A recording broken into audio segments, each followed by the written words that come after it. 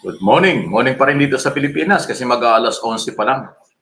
Mag-aalas 11 ng umaga. Dahil po merong ngayon yung 8th Quadcom public hearing.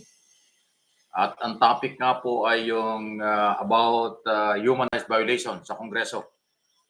At ang overall chairman pa rin dyan ay si Robert Barbers, Congressman Barbers ng Surigao, Congressman Abante ng Committee on Human Rights ng Manila, Congressman Fernandez ng Laguna, Committee on Public Order and Safety, at Congressman Paduano ng Committee on Public Accounts. So ayan po, yung Quadcom Committee.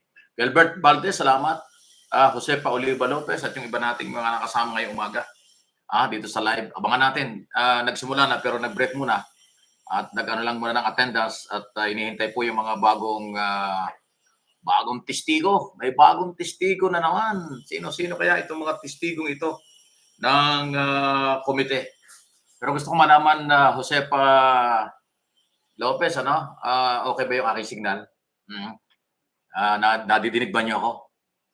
Gilbert Valdez, ayan, tingnan natin. Importante yung signal kung okay yung signal natin. Dito sa hearing today sa ating Kongreso, Quadcom Committee. Public public hearing. Ang daming congressman at ang dami yung inaasahan darating, So masipag kasi itong ating mga congressman, seryoso sa pagtatrabaho. Seryosong harapin ang issue tungkol dito sa mga isyong tinalakay nila about illegal drugs, pogo, at human rights violation. Maliban dyan ay ito pang issues naman sa nabiling mga property, malalaking mga property, mga lupa dyan sa Luzon, dito sa Luzon, ang napunta sa mga Chinese national. Ang dami ng So mahaba yung break, sandali. Yung opening lang kanina, tapos sabay nag-break, ganun talaga Wala tayong magagawa. Parte ho yan ng proseso ng ating Kongreso. Ayan, ayos importante yan Diyan lang po kayo. Tingnan natin. Ito naman hindi naman ito madalian. Abangan natin kung ano po yung mga pwedeng mangyari. Okay? Muli, good evening, good morning, good afternoon sa lahat ng ating mga kabayan sa buong mundong makikinig, manonood para dito. Alam kong alanganing oras kasi sa Europe yata matutulog pa lang sila. O tagigising lang. Kahit ng 5 hours, di ba? 6 hours. O alas 11 na. So mga alas 6, mga 5 o 6 a.m. Sa Amerika naman ay matutulog ng tao, alas 10 na. Alas 9 na, conforme. Europe, yung Canada. Magandang umaga po sa ating mga bisita and welcome to the season 2 Lazaro. For the 8th joint public hearing of the Quadcom. On behalf of the Committee on Dangerous Drugs, the meeting is now called to order. On behalf of the Committee on Public Order, this Quadcom is hereby called to order. For the Committee on Human Rights, Quadcom is Sisimula sila. Or the Committee on Public Accounts, the hearing is now called to order. Makikita nyo. Before we start, may we ask the committee secretary to please lead the committee in prayer and let us all rise. May mga prayer pa, siyempre. Parte yan. Let us all place ourselves in the presence of our Lord Jesus Christ. We gather today, humbled in your presence, and ask for your guidance as we continue this important hearing of the Joint Committee. We come together, united by our shared commitment to justice, truth, accountability, and the welfare of our nation. We seek your wisdom as we address the complex issues before us, particularly those affected by extrajudicial killings, those who have lost their lives unjustly, their families who continue to bear the pain of their absence, and communities torn by fear and violence. May you bless our leaders, resource persons, and all who contribute to this hearing. Grant them the resolve to uphold transparency and accountability, and the fortitude to stand for truth and justice. Even if the Morning. Thank you face kay of adversity Greg Morales, into your Miss work, Pinky, a reflection Teresita for Lazaro, collective Josepa responsibility Oliva Lopez, to Gilbert create a Valdez, society salamat. where every Joseph life is Arceo, valued salamat po. and Thank you. human rights are Salamat po protected. sa inyo. Ah, We pray for those who have been victims of violence, for their families and loved ones who continue to seek justice. Surround them with your peace and comfort, ayan na. and may our efforts honor their memories and contribute to a future where no one lives in fear and every individual is free to pursue a life of dignity and safety. In Jesus' mighty name we pray. Amen. Oh, yun itong mga Thank makulay you. na Please ito. remain Ah, standing for the Yes, singing bro. of national anthem.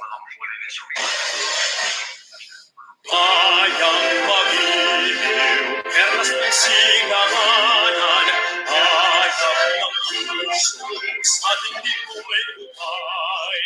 Upang hirang, kuyan ka ng magiliw, sa panlulo. Ano lang yan, national anthem pa eh. Importante, pag national anthem muna, yan ho yung panimula ng hearing na ito. Tingnan natin kung anong mga mangyayari ngayon pong araw na ito.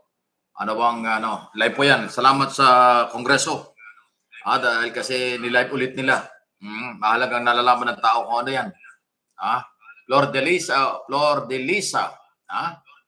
Lisa, ano to? Sunday? Aba? Huwag iboto na yan. Huwag daw iboto ang mga nakimura sa rally, ang mga bantay sa lakay at ang mga kampon daw ng kadiliman. Wah, meron siyang mga ganon. Tama yan. Tingnan natin yung mga kadiliman sinasabi. Ayan na ho. Tingnan natin, mag-uumpisa na ito. Part of the agenda is the roll call of members Roll call pa and rin. the acknowledgement of resource persons. Any motion? Mr. Chair, Congressman Ako, may I respectfully move that we dispense with the calling of the roll. So moved, Mr. Chair. there is a motion. Second. There is a motion to suspend the calling of the roll and duly seconded. Are there any objections? Hearing none, the motion is approved. Huwag na. The next part of the agenda is Wala the nang- approval of the minutes of the meeting held last September 27, 2024. Any motion? Tutuloy lang yung nakaraan. Mr. Chair, I move that we approve the minutes of the previous meeting, Mr. Chair. So moved. Second. There is a motion to dispense with the reading of the minutes and approve the same. Duly seconded. Are there any objections? Hearing none, the motion is approved. Ron Chris, salamat. Ron Chris, salamat. Good Before we morning. proceed with the next part Miss of the agenda, please allow Inko. the chair to deliver his opening remarks for this committee hearing today. Ayan ang opening. Chairman. Magandang umaga po sa ating lahat, to the principal proponent of the Quadcom, Honorable Senior Deputy Speaker Aurelio Dong Gonzales, Deputy Speaker JJ Suarez, Co-Chairman and Vice Chair of the Quadcom, distinguished guests, ladies and gentlemen, good morning and welcome to the 8th meeting of this joint committee. Today, as we continue our journey of uncovering the truth and seeking justice for victims of human rights violations committed by some rogue and misguided elements of the police in the guise of implementing the war on drugs, we shall be hearing testimonies Mil. of some of the victims, Ngayon, Mil. members of their families, and other witnesses Lumonga, salamat who po. will recount to us Morning. their horrible experience and retell their painful stories. This time around, without fear and with renewed hope that Quadcom may be the instrument to find their closures and the justice that has eluded them for years. Inspired by the Quadcom success in the Barayuga murder case, other victims have decided Barayuga. to come forward to help us tell the nation and the world the evils that they have experienced. So that, just like in the Nuremberg trials of World War II atrocities, these horrible acts may not Kiko happen Maan, again. salamat. Good morning, Kiko Maan. Morning. Perpetrators brought to justice and laws may be amended, introduced, and crafted to guarantee these ends. Sa ating mga kababayan, sa lahat ng dako ng daigdig, hindi po natutulog ang hustisya. Yan. Gagawin po namin ang lahat ng aming makakaya Lord Delisa, Sunday, salamat po. ang aming Magandang umaga po sa lahat. tungkulin God bilang bless. mga Salamat din po mambabatas. sa inyo. Buhay Sir Mike, mabuhay din po Ipaglalaban kayo. namin ang lahat ng ating mga karapatan. Johnny Karapatang mabuhay ng tahimik, Bayoga, good morning. walang takot, malaya at may dignidad. Sa lahat po ng aming ginagawa, wala kaming gustong sirain at wakasan, Estrelita kundi Star, ang Eros pang-aabuso Sinayan sa Star, good kapangyarihan, morning. ang pagmamalabis, ang pangluloko at pagsasamantala ng mga dayuhan, pagnanakaw sa kaban ng bayan, pananakot at pagpatay ng walang katwiran o pagsasaalang-alang sa karapatang pantao kapalit ng pangakong salapi, promosyon sa posisyon o pagbabalik sa serbisyo. Ang mga pangakong ito at pabuya ang sumira ng mga institusyon. Tanggal lang po natin. Paninindigan, dangal, paniniwala sa Diyos, relihiyon, pagpapahalaga sa kapwa at sa halaga ng buhay sa mga pamilya Si Rocco at nagpatibay Kansake maling ng Japan paniniwala siguro. ng Si mga Rocco, good sangkot morning. sa karumal-dumal na krimeng ito na ang Jose kanilang Maralit, ginagawa good morning. ay tama at ang kanilang pabuyang Frederick natatanggap Domingo, ay kanilang magandang premyo umaga Sir sa Mike, good morning. pagsunod sa mga Frederick. utos ng nakatataas. Isang matinding kanser ng lipunan ang nangyari. Marami sa mga sangkot ay nagkamal ng limpak-limpak na salapi na siya ngayon nilang ginagamit upang patuloy na takutin ang mga biktima na para bagang walang katapusang kasamaan ang hanggang ngayon ay namamayani at naghahari sa ating bayan. May Ayun. ibang mga abogado na may sinumpaang Jose Maralit, tungkulin good morning. na maghanap ng hustisya ay naging mga biktima, kasangkapan at kasangkot sa Hello, pag-aalipusta Star, sa ating Estrelita bayan. Star, Sa Eros, ngayon, good morning. ang Quadcom ay naharap sa mga pagsubok. Nais ng mga ibang nasasangkot na supilin at patahimikin ang ating pandinig. Sa Korte Suprema, may mga aksyon na nakabinbin kung saan ay hiniling ng mga nasasangkot at mga dayuhan na ipatigil ang ating pandinig o alisan ng kapangyarihan ang kumiting ito na humiling ng mga dokumento at paliwanag mula sa mga taong ito. Para sa kaalaman ng lahat, mismo ang ating saligang batas ang nagbigay ng kapangyarihan sa Kongreso na mag-imbestiga upang bumalangkas ng mga batas na magbibigay proteksyon sa mga mamamayan laban sa mga masasamang gawain gaya ng mga nakita at napatunayan natin sa mga nakalipas nating mga pagdinig.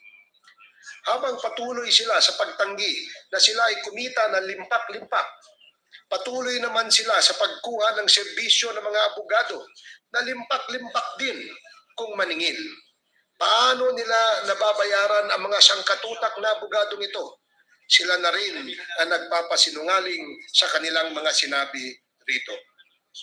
Mga minamahal naming mga kababayan, ano So ba na po ang Cantera, hadlang na salamat. itatapon sa amin? Pananatili Michael, kaming salamat. tapat sa inyo. Makakaasa kayo Michael na patuloy Cabrera, namin gagampanan ang morning. aming Senan, tungkulin. good morning. Kiko Maan, Mananatiling salamat. bukas ang aming mga pintuan para sa inyo dito sa tinaguriang House of the People.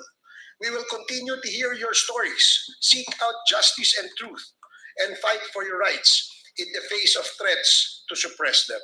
Together, we fight for dignity and honor. We can only craft protection if we know the truth. Those who violated our laws should be brought to justice. Salamat at magandang umaga po sa ating lahat. Yun. Opening statement pa lang yan ang chairman. The next to Robert deliver his opening remarks is Barbers. our chair of the Committee on Human Rights. Congressman Abante, you are recognized. Maraming salamat, Mr. Chair. My incredibly industrious co-chair, our distinguished colleagues, resource persons and witnesses, mga kababayan, Sino kaya itong ang bagong mga testigo nila? nanonood po ngayon, dahil libu-libong mga kababayan natin dito po sa Quadcom hearing, tayo po nagsimula na ng ating Season 2 ng hearing na ito. At ang panimula ay tungkol po sa extrajudicial killing. Today, we continue the important work of the Quad Committee in seeking justice for the countless lives that have been affected and lost due to the evils of pogos, illegal drugs, and extrajudicial killings. But before I continue, I would like to acknowledge the members of the Quad Committee who have returned to work despite the ongoing House break, a time when many of our colleagues are filing their certificates of candidacy. This hearing was originally scheduled for October 17, but we moved it up because the House of Representatives recognizes that justice cannot wait. The urgency of our work is clear.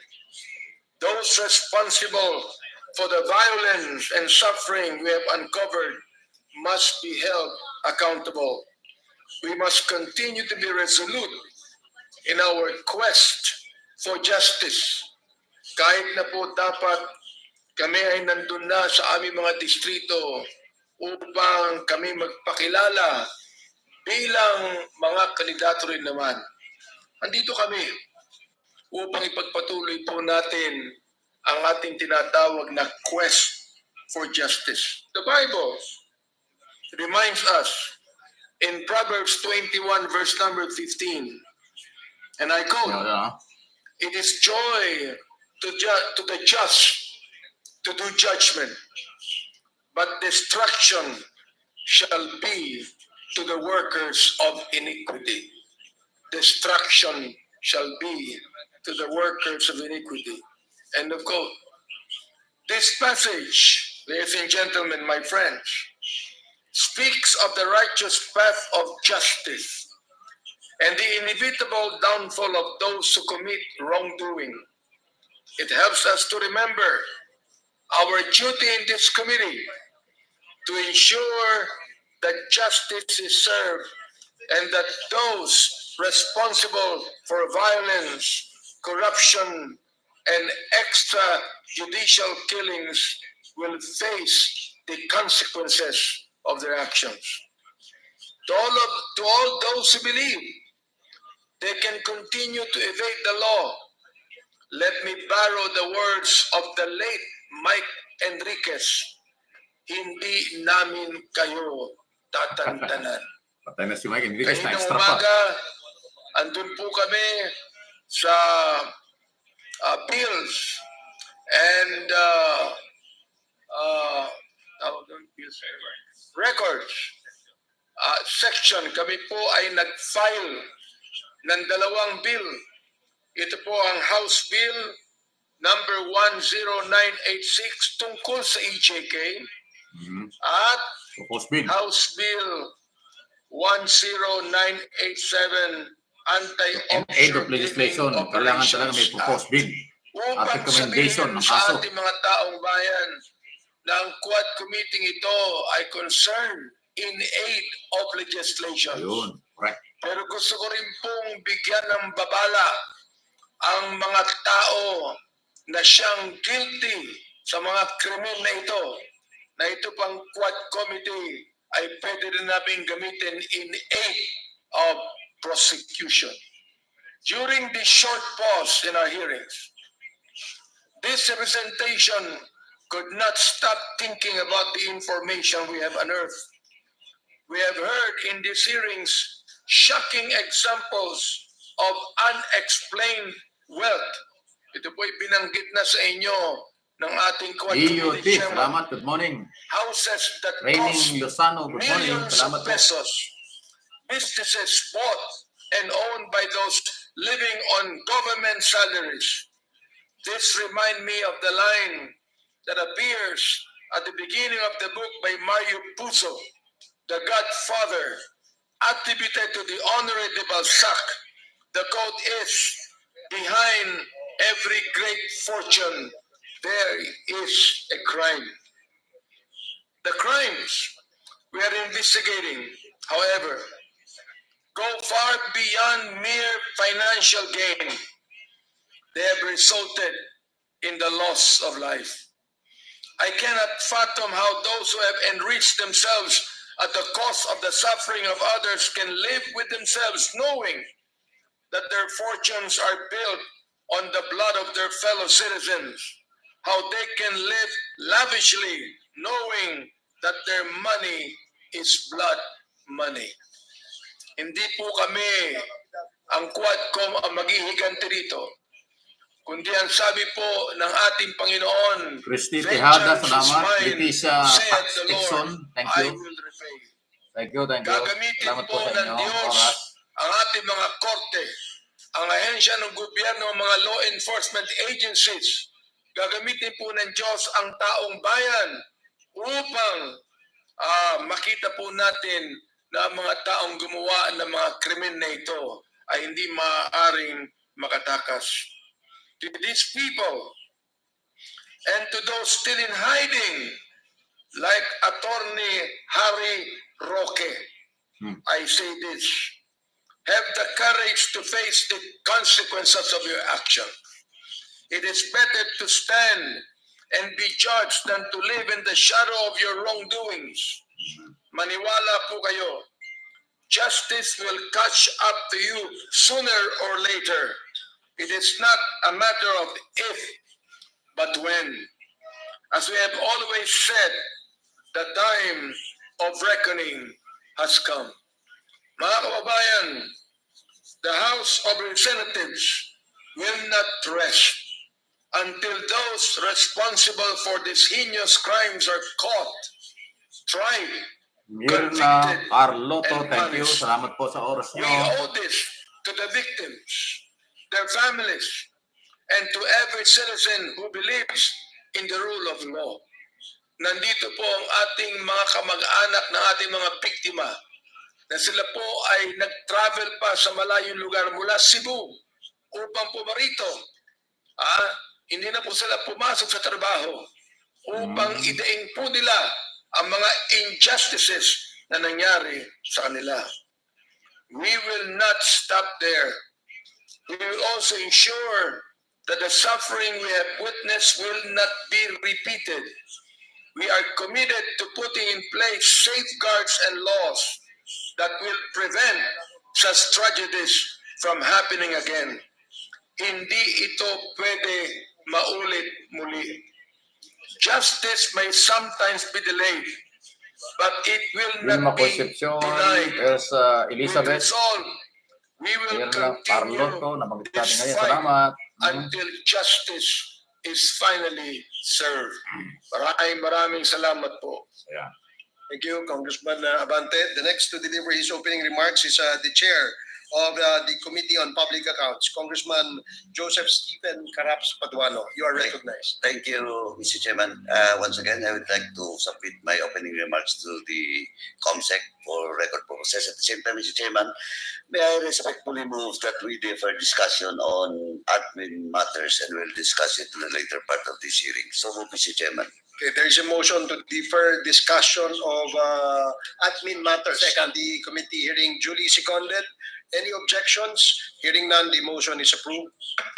Thank you, Congressman Mr. Paduano. Chair. The next is to deliver his opening remarks is Congressman Dan Fernandez, the chair of the Committee on Public Order and Safety. You are recognized. Okay, thank you so much, Mr. Chairman. Since again, a long opening remarks was delivered by Chairman Abante, so I will not be delivering my opening remarks anymore. And I will be submitting Committee on to the Justice, COMSEC Committee for on their Human purposes. Rights. Thank you so much, Si Mr. Chairman. Abante kasi ang talagang Thank you. chairman dyan.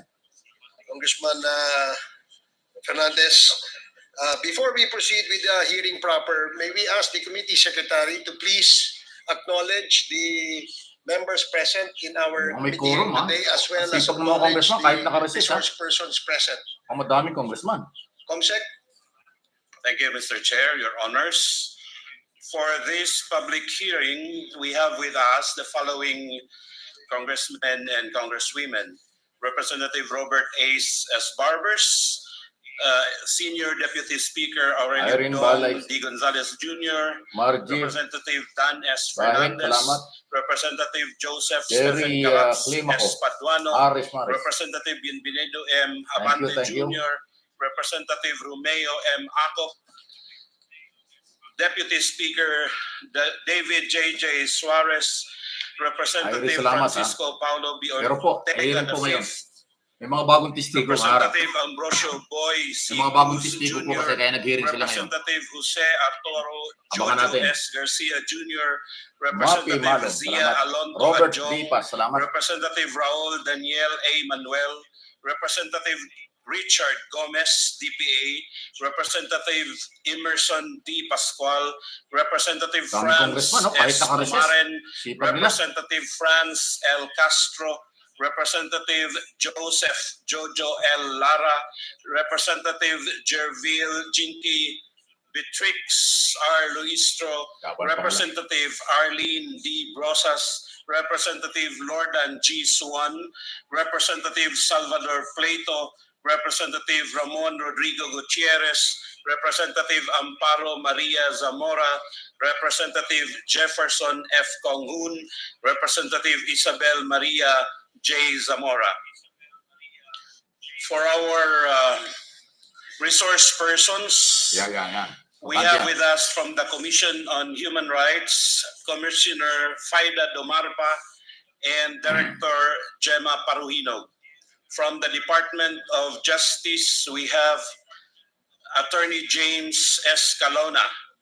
From the Civil Service Commission, we have Attorney Christian Don G. Molina and Miss Cheryl Maria M. Meloria. From the National Police Commission, we have the Vice Chairperson and CEO Alberto A. Bernardo, Director Chito Noel D. Bostonera, and Attorney Naylan Ley Gandeza. From the National Bureau of Investigation, we have Attorney Angelito Magno, the Assistant Director for Investigation, Attorney Ross Jonathan Galicia, Attorney Dennis Victor Asisio, Attorney Florento Gamonac, and Attorney John Mark C. Santiago. From the Philippine Drug Enforcement Agency, we have Director General Moro Virgilio M. Lazo, Attorney Hill Pabilona, Director Imiterio Bitong, Attorney Francis Del Valle, and Director Wardley Italia and Colonel Rolando Magno. Meron pong sinumpaang salaysay. From the Philippine Merong National formal po na Police, complainant ang we maharap have with dito. us the Chief of the Criminal Investigation and Heidi Detection Group, Pantino, Police good morning. Brigadier Hello po. General Nicolas Di Loso Torre III. And from the Drug Enforcement Agency, Police Brigadier General Eleazar Mata, Police Major General Sidney Hernia. From the Anti-Money Laundering Council, we have Attorney Adrian A. Arpon. Sidney Hernia. From the non-government agencies, we have from the Center for International Law, we have Attorney Joel R. Butuyan. From the National Union of People's Lawyers, we have Attorney Neri J. Colmenares and Attorney Maria Cristina Conti, the Secretary General of NUPL-NCR. We also have with us the NGO called Rise Up, represented by Diaconis Robilin Litao, the convener. We also invited the advocates, Father Manuel Noel Gatchalian, SVD. Also, we have invited the relatives of the victims of EJK. We have 35 here, but 5 are here present. From other government officials, we have the PNP, Major General Romeo Caraman is here. Hello po, good morning. Salamat Police po. Colonel Lito E. Patay, Police Kuya Bay, Colonel salamat. Rolando Villela, Police Colonel Hector Grijaldo Jr., Police Colonel Serafin Pitalio, Police Colonel Marvin Marcos, Police Colonel Chuck Barandog, and his spouse, former Barangay Captain Yvonne Barandog, Senior Inspector Emil Garcia, and Corporal Junjun Obales and his wife. From the Philippine Charity Sweepstakes Office, we have Attorney Analisa P. Insyong, Miss Cynthia Rigodo, Miss Agnes Ibera, and Miss Ejelet Shahar Awakay, and Mr. Larry Sidro. We also have Mayor the General Dicano, Manager Dicano. of Thank you. Salamat PCSO, sa oras. General Manager Mel Robles. Also present from the PCSO is Attorney Maria Katrina Contacto and Mr. Arnel Casas, Dami. the Vice Dami Chairperson. ng resource person. Also from the PCSO, Attorney Eufrasio Fufugal Jr., Attorney Leia Christine Jimenez, Maria Cristina Gregorio, and Maria Teresita Carbonel. And former PCSO officials, we have Police General Anselmo Simeon Pinile, the former chairperson of PCSO. We also have with us former PNP official, Police Colonel Roina M. Garma, and Attorney Carol K. Paquera, the former Chief of Staff of Colonel Garma at PCSO. And other resource person, sir, we have with us the former Senator, Honorable Keith Tatat. Former Senator Tatat. And Wow. other congressmen who are here, Dating Senador Tatat, ano kaya meron? Representative Bakit Tatat Crispin nandyan? Gigo Ping Diaz Rimolya, Representative Ernesto Junicio Jr., and Representative George Bustos. That's all for now, Mr. Chair, Your Honors. Mr. Chairman. Here.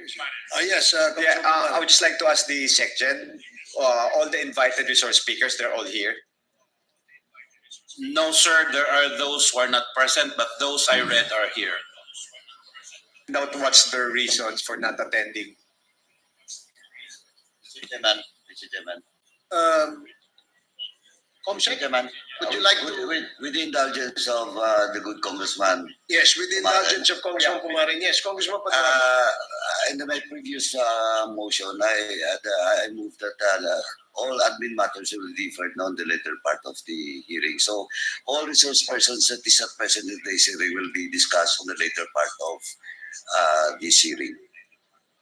Thank you, Mr. Chairman. Thank you. Mr. Chair, Yes, Congressman. I'd just like to find out if the resource persons or colonel like Colonel Patay, I'd like him to be recognized here if he's here, and Colonel Barandong. Okay, So they're there. Okay.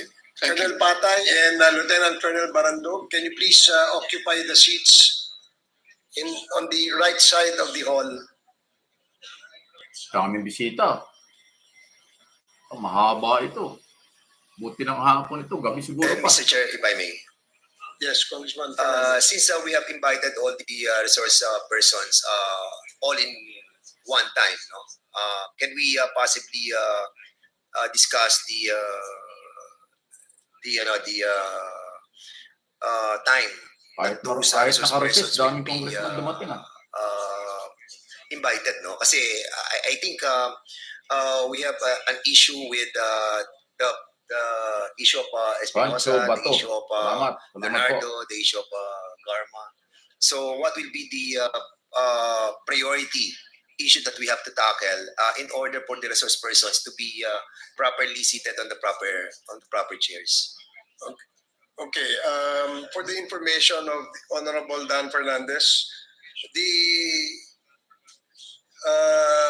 flow of our hearing for today is that we have a witness who has informed the committee, the Quadcom, that he was willing to testify before the Quad committee. And as part of our requirements for all those who wants to speak before this committee is that first he should execute an affidavit. And second, he has to pass the vetting process that our legal team is conducting. In this case, for today's committee hearing, we have on the list Mr. Kerwin Espinosa. Uy, And then after nandun na Mr. pala. Kerwin Espinosa, Kaya we sinasabi will ko. continue with Pero our Espinosa, naku, matindi deliberations sasabihin yan.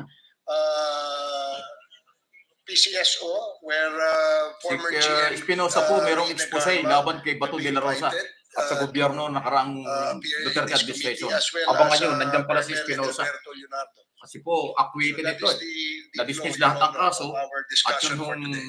ginawa sa kanyang pamilya Primarily, yung nung nakaraang gobyerno. uh, Ayun ho yung kanyang ASP expose ngayon. Plaza. Ako And matindi. then after the issue of Matindi po yan. Garma. That is correct. Yes, we're just, can we ask the Secretary to please provide the honorable members present today with copies of the sworn statement of the witness so Kaya na. that they can start reading it and ask questions later on. So we also Mr. have Chair, are going to start, meron pang admin, no? Go ahead. Chairman, yes, Congressman. Mr. Chairman, again, the admin matters will be discussed later, and it was seconded and approved by this committee. Now, Mr. Chairman, since Colonel Pata is now in the front seat, may we request also if Colonel Grijaldo is present? Kindly take your seat. And si Colonel Pitalio, I've seen him. Please occupy the vacant seat. Colonel Marcos, Dadaan kindly pala. occupy the seats. You can sit beside retired Colonel Leonardo. Yan o. Colonel Vilela is present. Please kindly occupy the seats, vacant seats.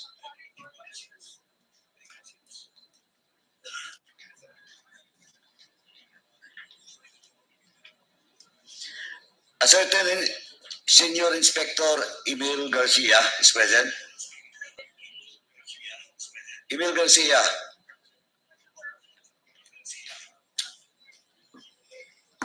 Comsec, do you have a written reply or exist letter coming from Police Captain So Emil na, Garcia?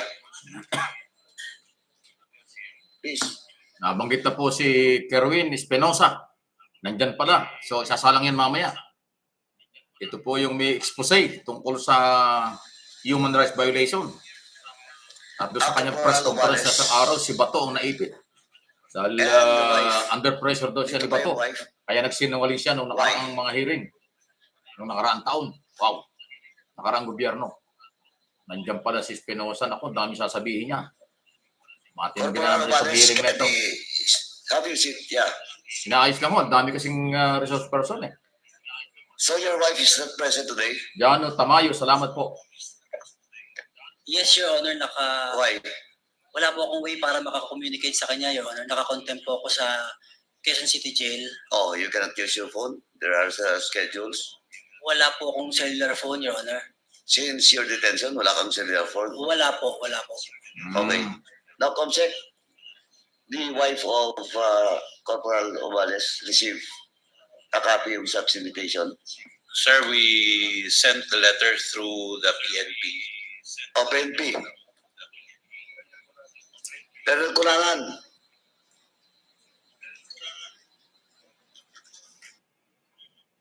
Comsec, it was called through to Colonel Kunanan. To the Lola, sir. Oh, Colonel Kunanan, has the wife of Corporal Ovales received the invitation? Ako, sa dami ng guest na ito, sinong unahin dito? Pero exclusive po na ang topic dito ay yung human rights violation. Walang pag-uusapang iba rito. At ay human rights violation. Meron ba talagang human rights violation na nakaraang gobyerno? Yan ang topic. Dito sa 8 Quadcom public hearing ng Kongreso. Kahit nakareses sila, General Torre, magtrabaho. napadala niyo ba yung invitation? Patricia Plata, Kay salamat. Pancho Bato, salamat. Mrs. Ovales. Inaayos lang ho yung line-up ng mga guest. Ang dami kasi. Paano ba ito isasalang na sabay-sabay? May mga active police, retired police, taga PCSO, Human Rights Commission. Your Honor, sir. I'm asking with regards to the invitation for the wife of Corporal Oballes. Can I approach the chair? Can I approach Your Honor? For Please. O sige, si General Torre. Si General Torre pala yung nagsasalitang yun. Yung chief ng CIDG. Ayan, oh. Pero nag-request siya na i-approach daw yung committee. Ano kaya ang dala nito? Si General Torre pala ito. Mukhang may dalang record. Ano bang dala nito si General Torre? Ang chief ng CIDG. Criminal Investigation Detective Group, di ba? Tama, si General Torre yan, di ba? Yan. Boses pa lang, hindi kasi nagpakilala, pero ano kaya kinukonsulta niya sa komite? May dala siyang kopya at pinapakita eh. Ayan, ayan, nakita niyo. Nag-uusap si Congressman Barbers, Congressman Abante, at Congressman Paduano. At saka si General Torre. Ano kaya dala-dalang information nito, General Torre? Naku. Kasi si IDG director ito eh. Yan po yung gumagawa ng investigation. Malamang yung istorya ng Barayoga. Barayoga, yung pagkamatay ng board secretary ng PCSO. At saka yung ongoing investigation sa mga police colonel, Garma, Leonardo na sinasangkot dyan. Kasi may Mr. utos si General... Mr. Chair, sorry to interrupt. Yeah. Mr. Chairman, sorry to interrupt. I think the question was, yes, I think the question was asked. It's very simple, whether an invitation was extended to a particular invitee that we would like to have in this committee hearing, but I believe there's a silent exchanges between and among the invitees and Congressman Karaps Paduano. Is this information classified? Is this not supposed to be shared publicly? Yes, We're waiting for the response of the question of Congressman Paduano. If it's classified, we totally understand. No, the invitations that we sent to our resource persons, such as Ms. Oballes, apparently has not been sent to her yet. Okay. Because I think there are conflicts in the address that was given. And invitations were sent, I think, to the old address. But that's why we're getting some clarification from General Torre as to the location of General Torre nga yun. The address. Thank you, Mr. Chair. At least that's on the record.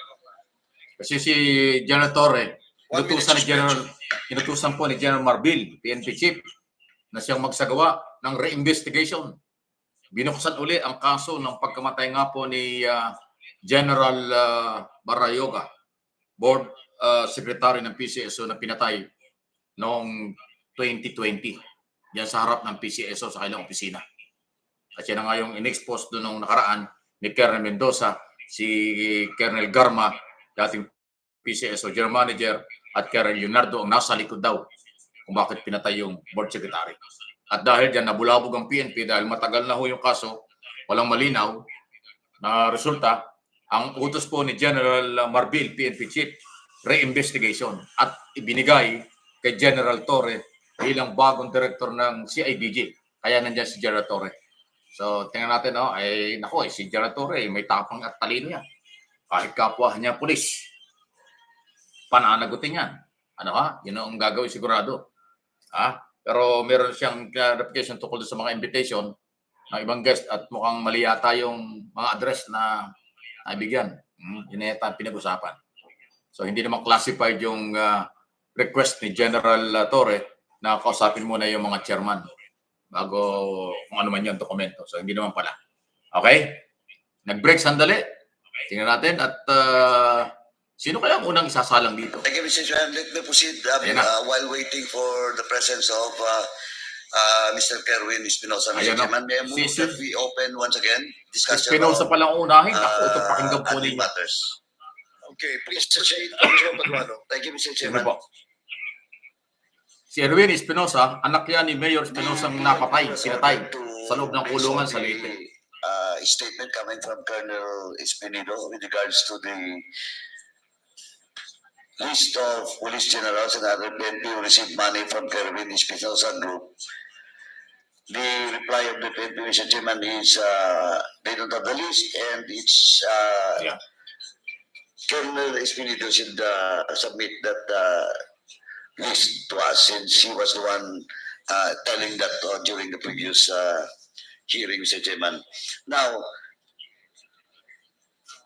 question of the excuse, the veracity of information in regards to the letter of Attorney Roque is scheduled in Singapore. Until now, wala pong reply. So, COMSEC is directed to once again follow up such reply documents. COMSEC, you are directed to comply.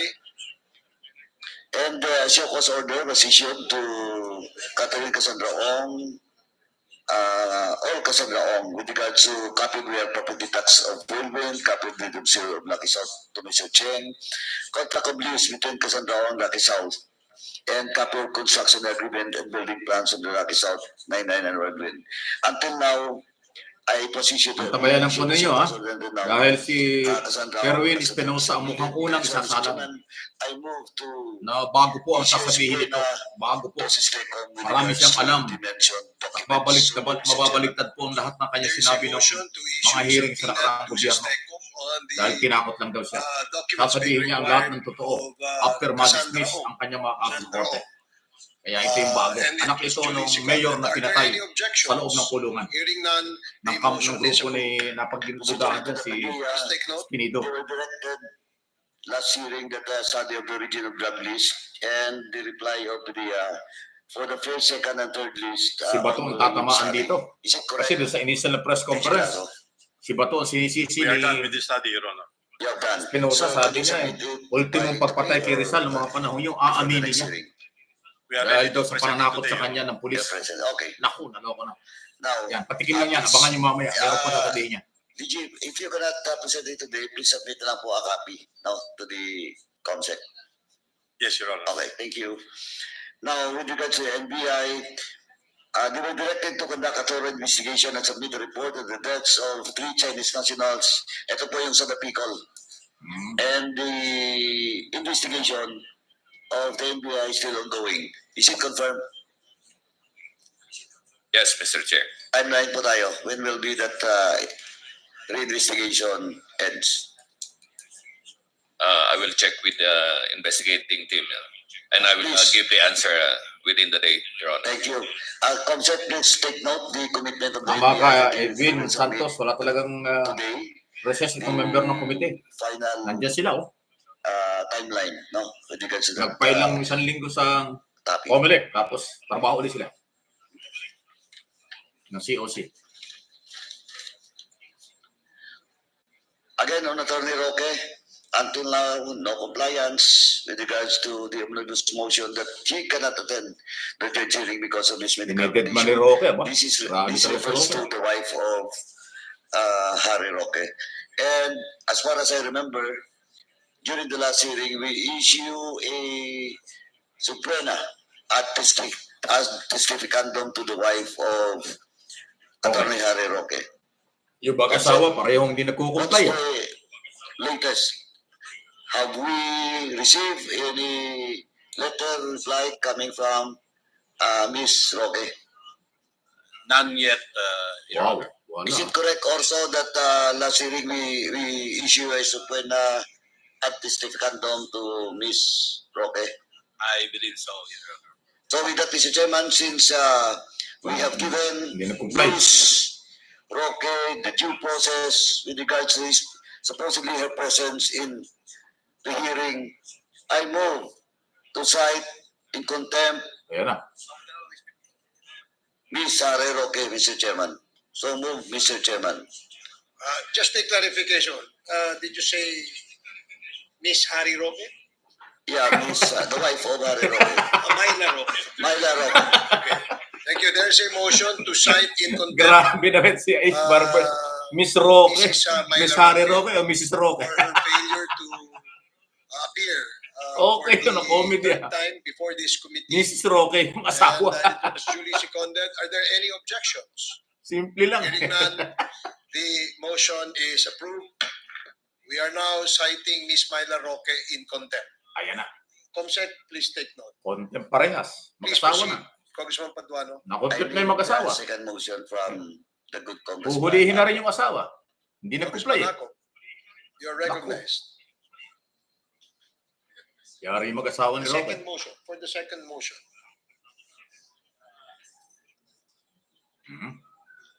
We can, May I respectfully move, Mr. Chair, that because Yeah. Madam Milo Roque has been cited in contempt by this committee, may I move that we also issue an arrest order insofar as the person of Ms. Milo Roque is concerned. So move, Mr. Chair. Wow.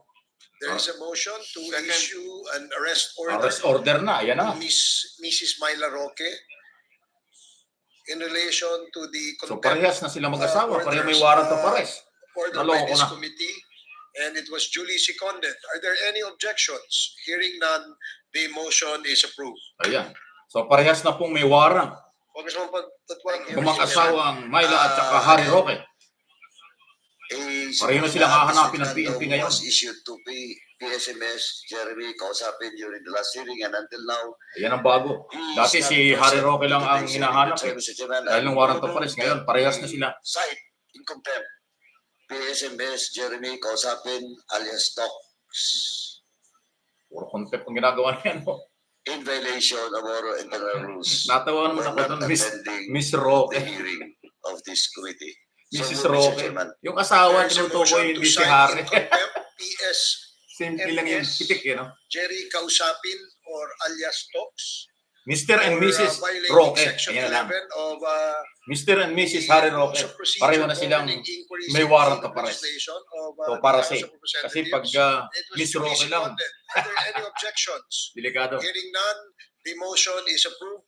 So Mr. and Mrs. Harry Roque. Please take note that Ms. Pareho silang may warrant of arrest na. Kausapin, Pareho hindi alias nagpo-comply. Talks, is now cited in Walang contempt. explanation. Ayan na. and also move, Mr. Chairman, that May bago na naman, kinontempt na naman. Sino to? we'll coordinate with the PNP, particularly to General Torre of the CIDG, Mr. Chairman. So, Ayan na. Si IDG magtatrabaho. Please, Comsec, please coordinate with the Office of the Sergeant at Arms in order that they will have a coordination with the Philippine National Police to effect the arrest of Miss PSMS Jerry Kausapin. Yan. Pati si Kausapin, Comsec, kasama you na rin. are ordered. Yan. Congressman thank you, Paduano. Mr. Chairman. Let me proceed with the NBI. Dalawa na ang final kinontempt. intensity of Ms. Kasandaong Kulong, makukulong. Kasi may warrant of arrest. First year, Games International Incorporated at PADCOR. What's the latest, NBI? We have already sent communications with the respective agencies for the production of the regional signature and the question document. Mr. Chair, Timeline po. Kailan kaya pwede? I will submit again the timeline within the day. Mr. Thank Chair. you. Now, to unlock, check if the transaction on Ms. Alice Go and Alpha Lounge in Baguio was consummated. Include the video account in the cases filed against Ms. Go. Have you unlocked? Is unlocked present? Please take a seat. Siya na, salamat. Salamat po.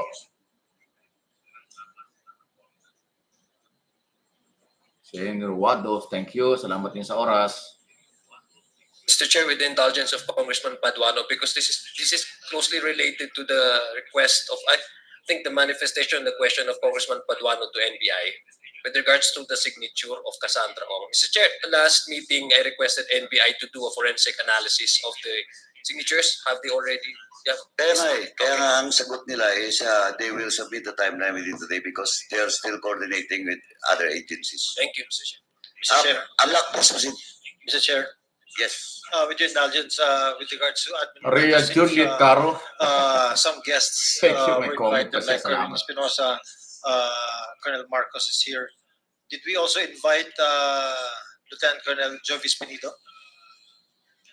Yes, we invited Colonel Espinido. Colonel Marcos saka He Espinosa, asked nandun the pala. committee to be Ako, excused ayan for ako. some family and personal activities that he has to attend to. Because when we talk about Albuera and Mr. Espinosa, I think Espinido and Marcos and Espinosa and Lieutenant Colonel Espinido are correlated in issues. Oo nga naman. Yes, I agree. Kaso, wala naman Congressman, hindi pala Gomez, dumating but, siya, no? we will make sure that in the Pero daw subsequent hearings of the Quadcom in relation to EJK, he will be present in our next hearing. Thank you, Mr. Chair. Congressman Paduano, Yes, thank you, Mr. Chairman. Colonel Marcos at Espinosa yung Names of 3 nandyan. illegal pogos in Quezon City. Paok. Is Paok present? Amrel Reynosa, salamat. Comsec, Yo, Mr. Chairman, TV. we will direct Comsec to follow up this with the PAOK, and a reply should be given to us within the day. And please check if they can attend in this hearing. Now, next is for the MIG and the armed forces, as CCTV footages recovered at Pogo Hub at Bambantanlak. PNP Lola, ano na pong balita dito? Yung Irene, CCTV salamat. footages Hunter Del Rosario from the ng California, MIG and, USA. PMA, Kamanong, good morning.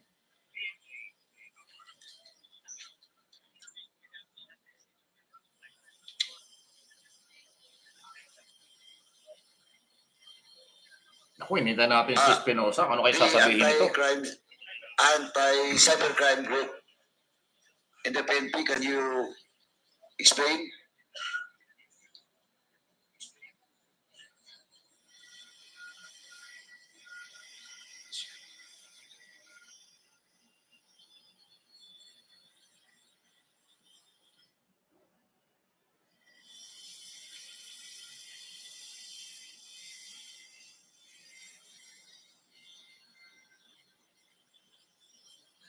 Nandito ba sila?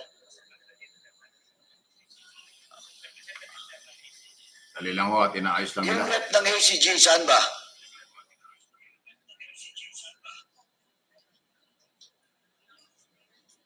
Nandito ba wala? Oh, Para po doon sa huling mga nakapanood, si Mrs.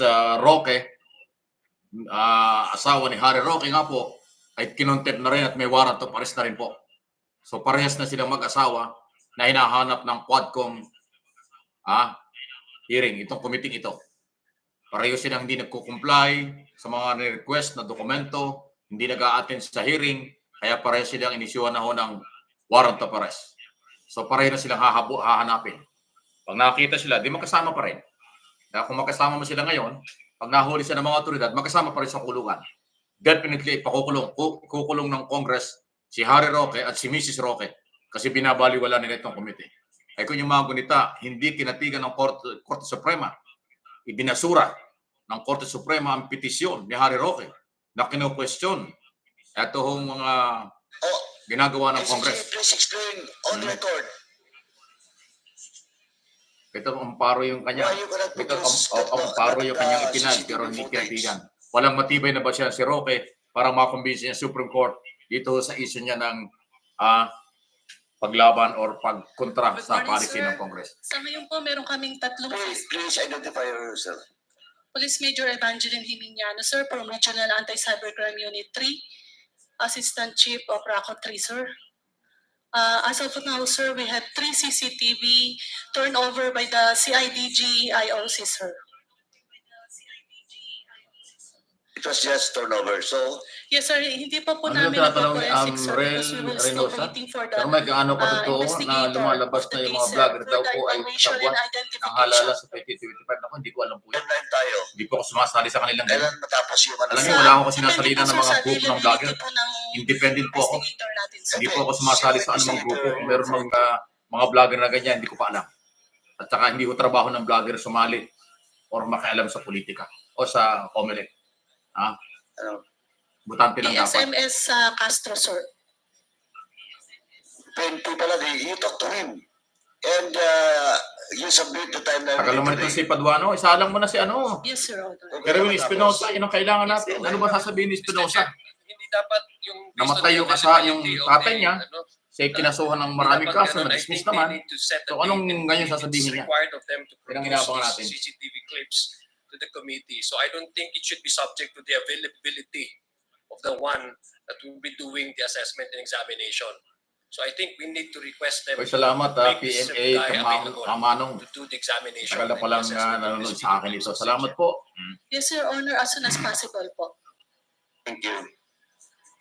Dick Bilen, salamat din po sa inyong oras. Anyway, let me proceed, Mr. Chairman, to the PRA.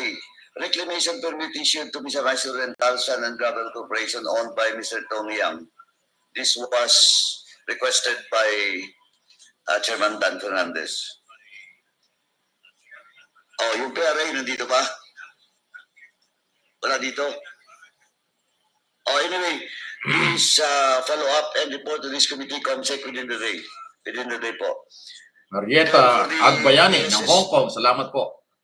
PSS Matilda Choresta, AI. good morning din po. PSS Lai. Records of accounts under the name of Police Colonel Garma for follow-up. Nandito ba yung PSS?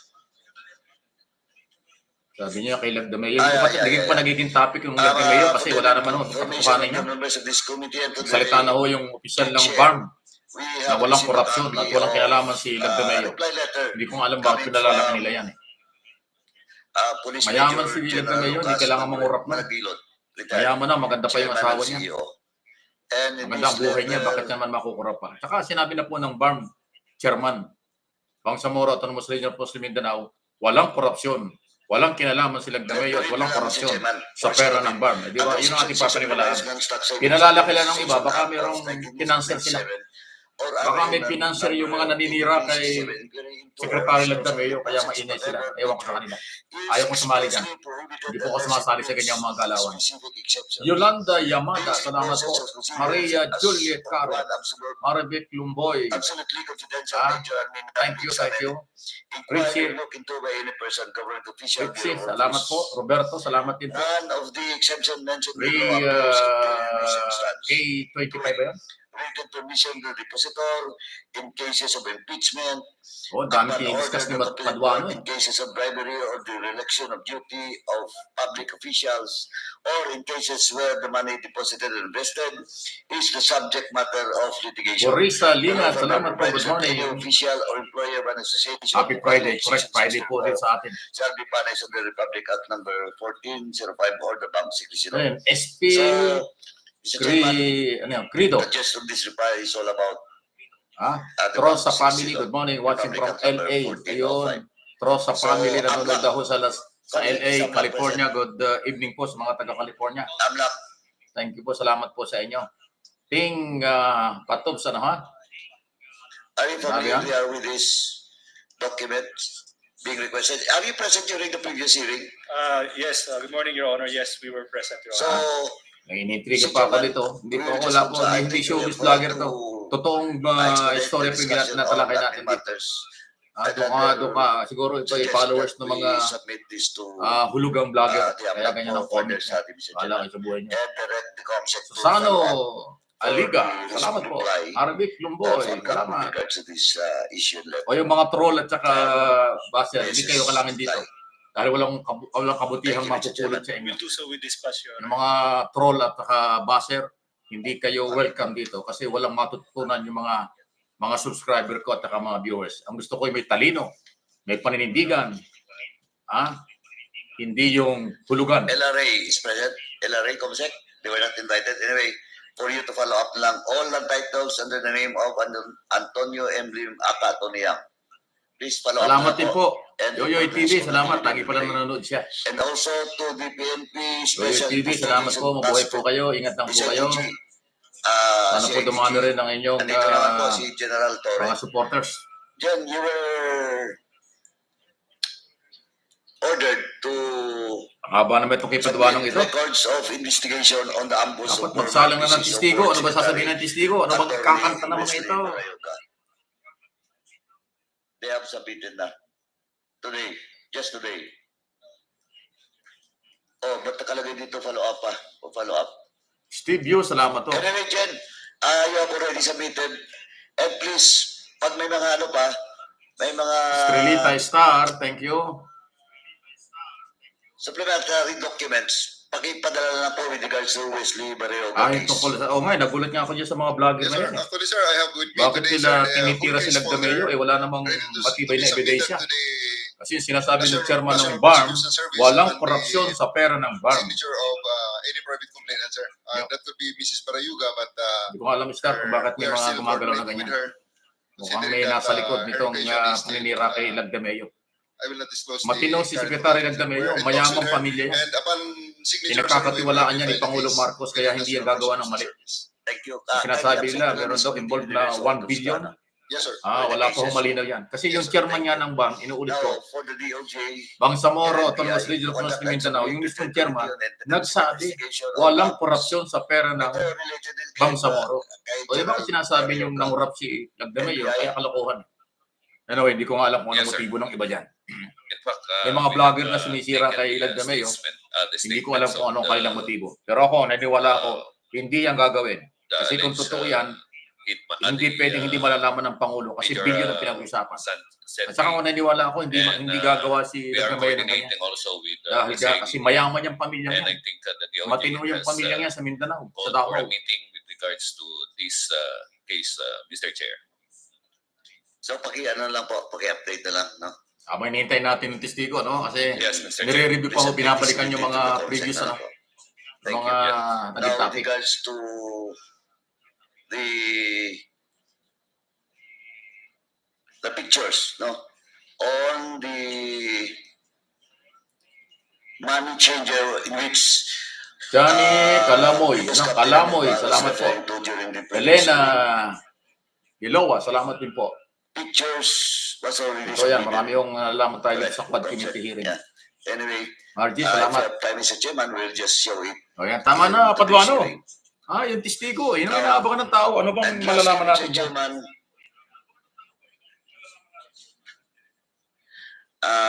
COMSEC is directed to coordinate with Okada with regards to the slot machine winning worth of 1 million of Tony Yang on September 17, 2024. COMSEC, what's the status? Sir, I still have to schedule the visit to Okada. You still have to? I still have to schedule my visit to Okada. Pupuntahan pa niya yung Okada. Okay. Thank you, Mr. Chairman. Thank you, sir. As of now, that's all, Mr. Chairman. So, Chair, Thank you. Ay, salamat thank natapos din. you, Congressman Paduano. Before we proceed, let me acknowledge the presence of our former Congressman Honorable Antonio Tino and Honorable Ariel Casilao, who is also present, and Father Evelyn Joel Saballa, Camasora, Father Joselito Sarabia, Section, salamat and po. Father Christian Sambajo. Johnny Welcome to the Retadie, committee salamat hearing din po. of the Quadcom. Rolly, Mr. salamat din Chair, po. Abante. We shall now be starting to interpolate, no? So I would like now to call Yan na. on Mr. Kerwin Espinosa Ayan na. to Kerwin appear Espinosa. before this committee so that he can be asked questions concerning his Ito, matindi po sasabihin dito, maniwala kayo. Tatamaan dito si Mr. Senador Chair, Bato he de la also Rosa. Kasi nag-press conference ito isang araw, nadinig ko, ang dami na sinabi. itong sinumpaang salaysay. Ayan na. So we would like to ask him to just tell us his story, no, to this committee before any questions can be asked. So may I now please call Mr. Kerwin Espinosa. Okay, Paige, paki-assist mo nga, paki-dala dito si Mr. Kerwin Espinosa. Gentlemen, Yes, nakaligtaan ko lang po while waiting for the presence of Kerwin Buti pa Espinosa. sa kanya, may pagkain, o yan, Yes, o. Mr. Chairman, if Kisag ng pagkain, dito wala eh. si Colonel Vilila, your wife was invited in today's hearing. Is she Sino po? present? Tuloy ako. As agreed, Your Honor, isubmit ko yung mga requirements. Hindi na siya pupunta, Your Honor. Nagbabantay ng mga bata. So you have submitted now? Yes, Your Honor. May mga bata. Sino Yes, bata Your yun? Honor. COMSEC, Do you confirm that Colonel Medina submitted all the documents being required to him? Yes, sir. Kailan na po? Today, he submitted the SALN and other documents. The bank waiver he already signed last time. Thank you, Mr. Chairman. But of course, Colonel Medina, we have committed to you with regards to that. But of course, we have to check first now. And if we're satisfied with regards to documents you have submitted to this committee, so we might not as well invite your wife in the next hearing. But of course, if we have still questions with regards to the documents to you, Tagal naman Espinosa. Invite her again in the next Singit na hearing. singit sa Paduano. Ang haba ng mga... Thank you, Your Honor. Hindi gaano interesado itong mga tao dito sa tinatanong ni Paduano. Thank you, Congressman Parang Paduano. roll call ang ginagawa. Paige, can you please, siguro si Colonel Barandog, si Colonel Patay, si Colonel Grijaldo, si Colonel Pitalio, can you just please... Ano yan, mga Colonel problem o General problem? While we ask first si Mr. Kerwin Espinosa to take the seat. In the meantime, lunch will be served. This will be a working lunch. Buti kayo, may lunch na kayo. Kami wala. Paige, can you also provide copies of the affidavit Espinosa. executed by Mr. Kerwin Espinosa sa lahat po ng ating mga membro ng committee? Ano ang sinumpaang salaysay? Mr. Chairman, with the indulgence of the members and the chair, since we're still waiting for Kerwin, may nakaligtaan na po. This is so important as to the matters. Boy, singit ito si Paduano talaga. Mr. Chairman, to the CIDG, General Torre, may I ask what's the status of the arrest order for Mr. Roy Gomez, Eddie Young, and the Pangilinan spouses? Arrest order daw.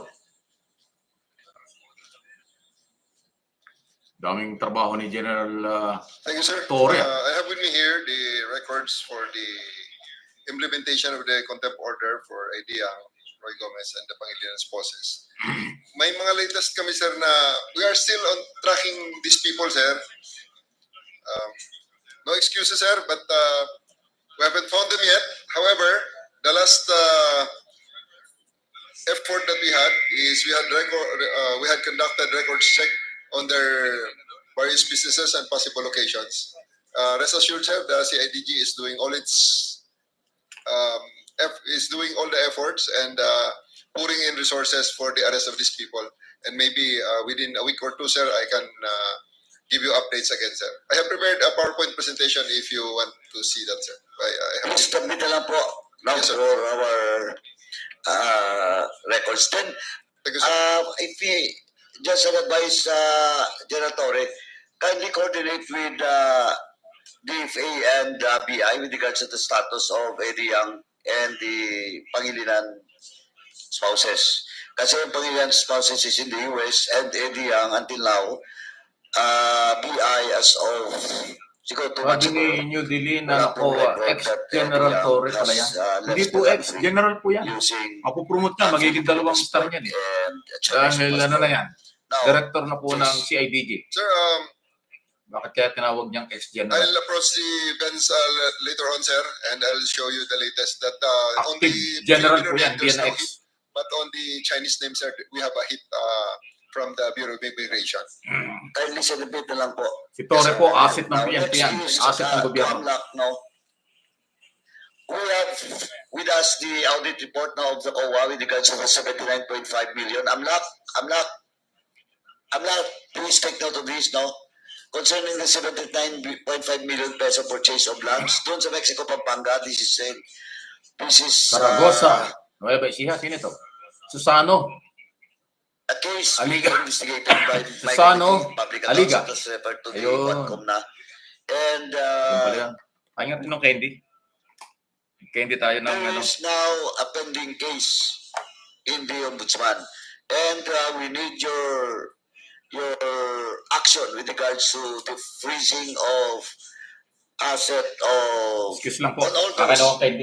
those names that was involved in this particular case, and the official case is already an ombudsman.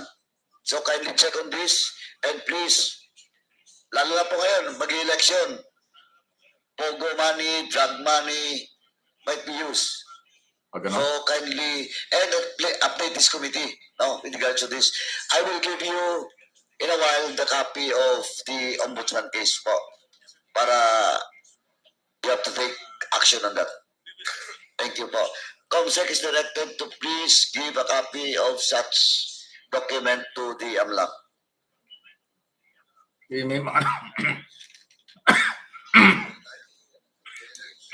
Tama po. Narito si Jan Torre.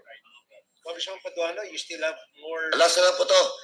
Question of properties, PAOK AMLAC. Just to remind, and sama anong papel niya, mga ano? PAOK. COMSEC, please communicate with Puro PAOK. paalaala lang ang kanyang ginagawa. Kasi po, may request na po yung committee natin with regards to asset preservation order.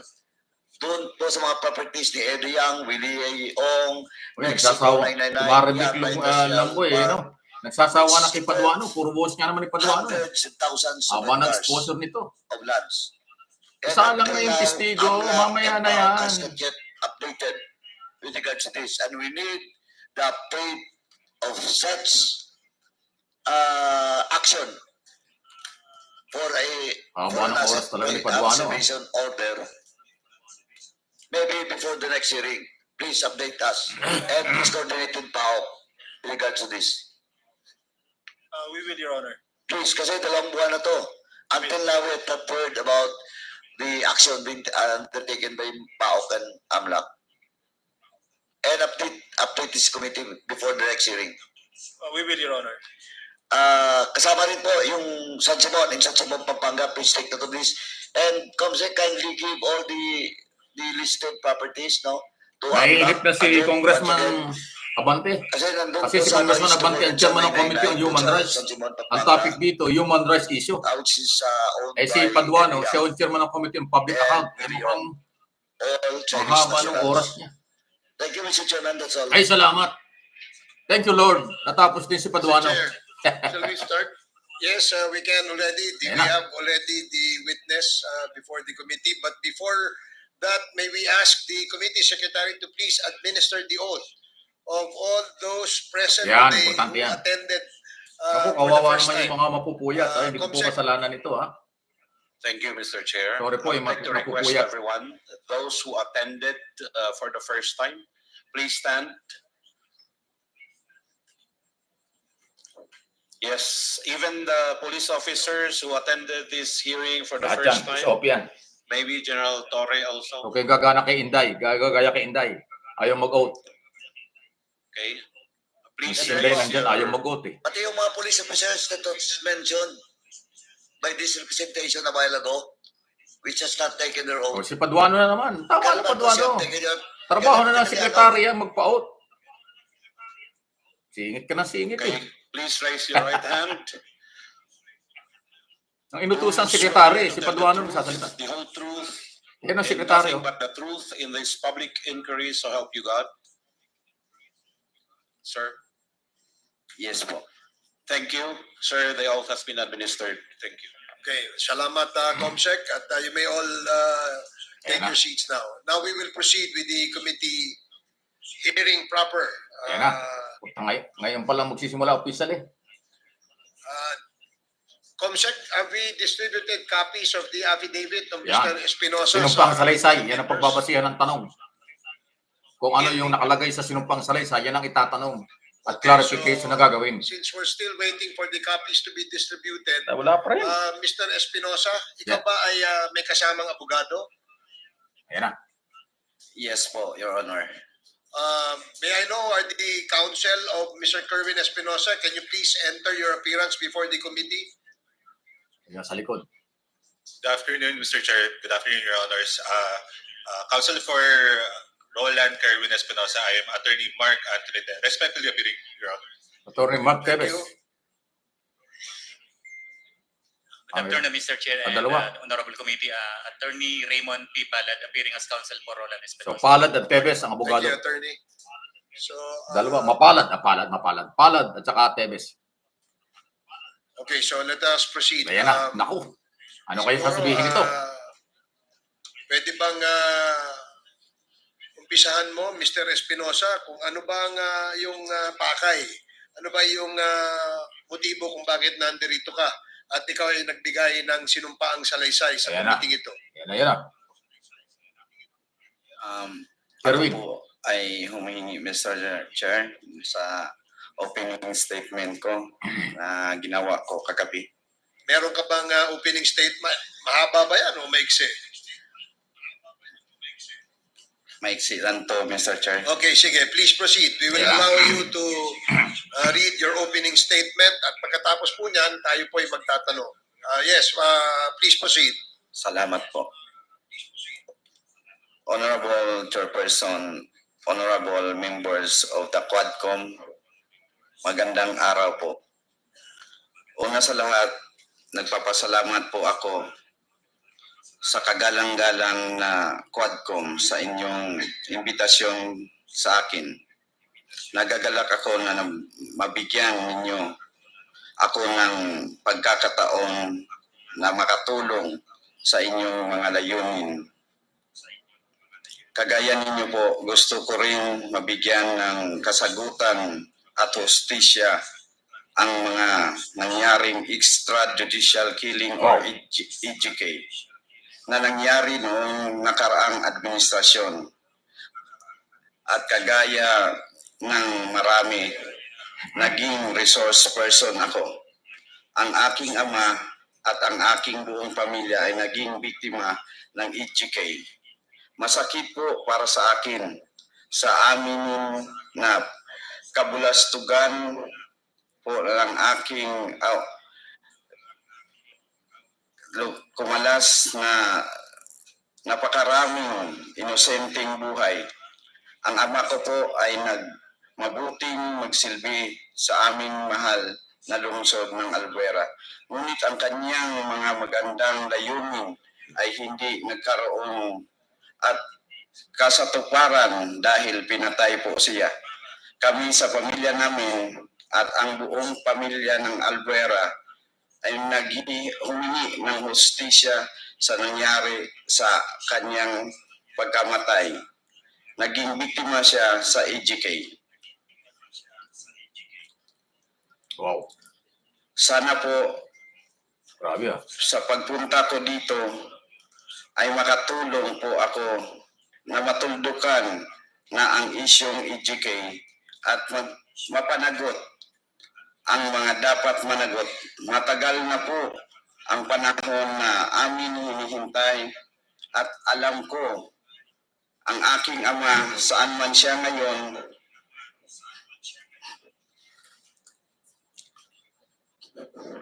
at sumasalangit po siya. Umiiyak na. Naghihintay din ng katarungan. Naiiyak na.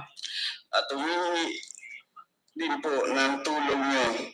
Salamat po ulit sa pagkakataong nakadalo sa pagtitipon na ito, naway makakamit namin at atin lahat ang katarungan at katotohanan sa napakasamang extrajudicial killings na nangyari sa ating bansa sa nakaraang administrasyon.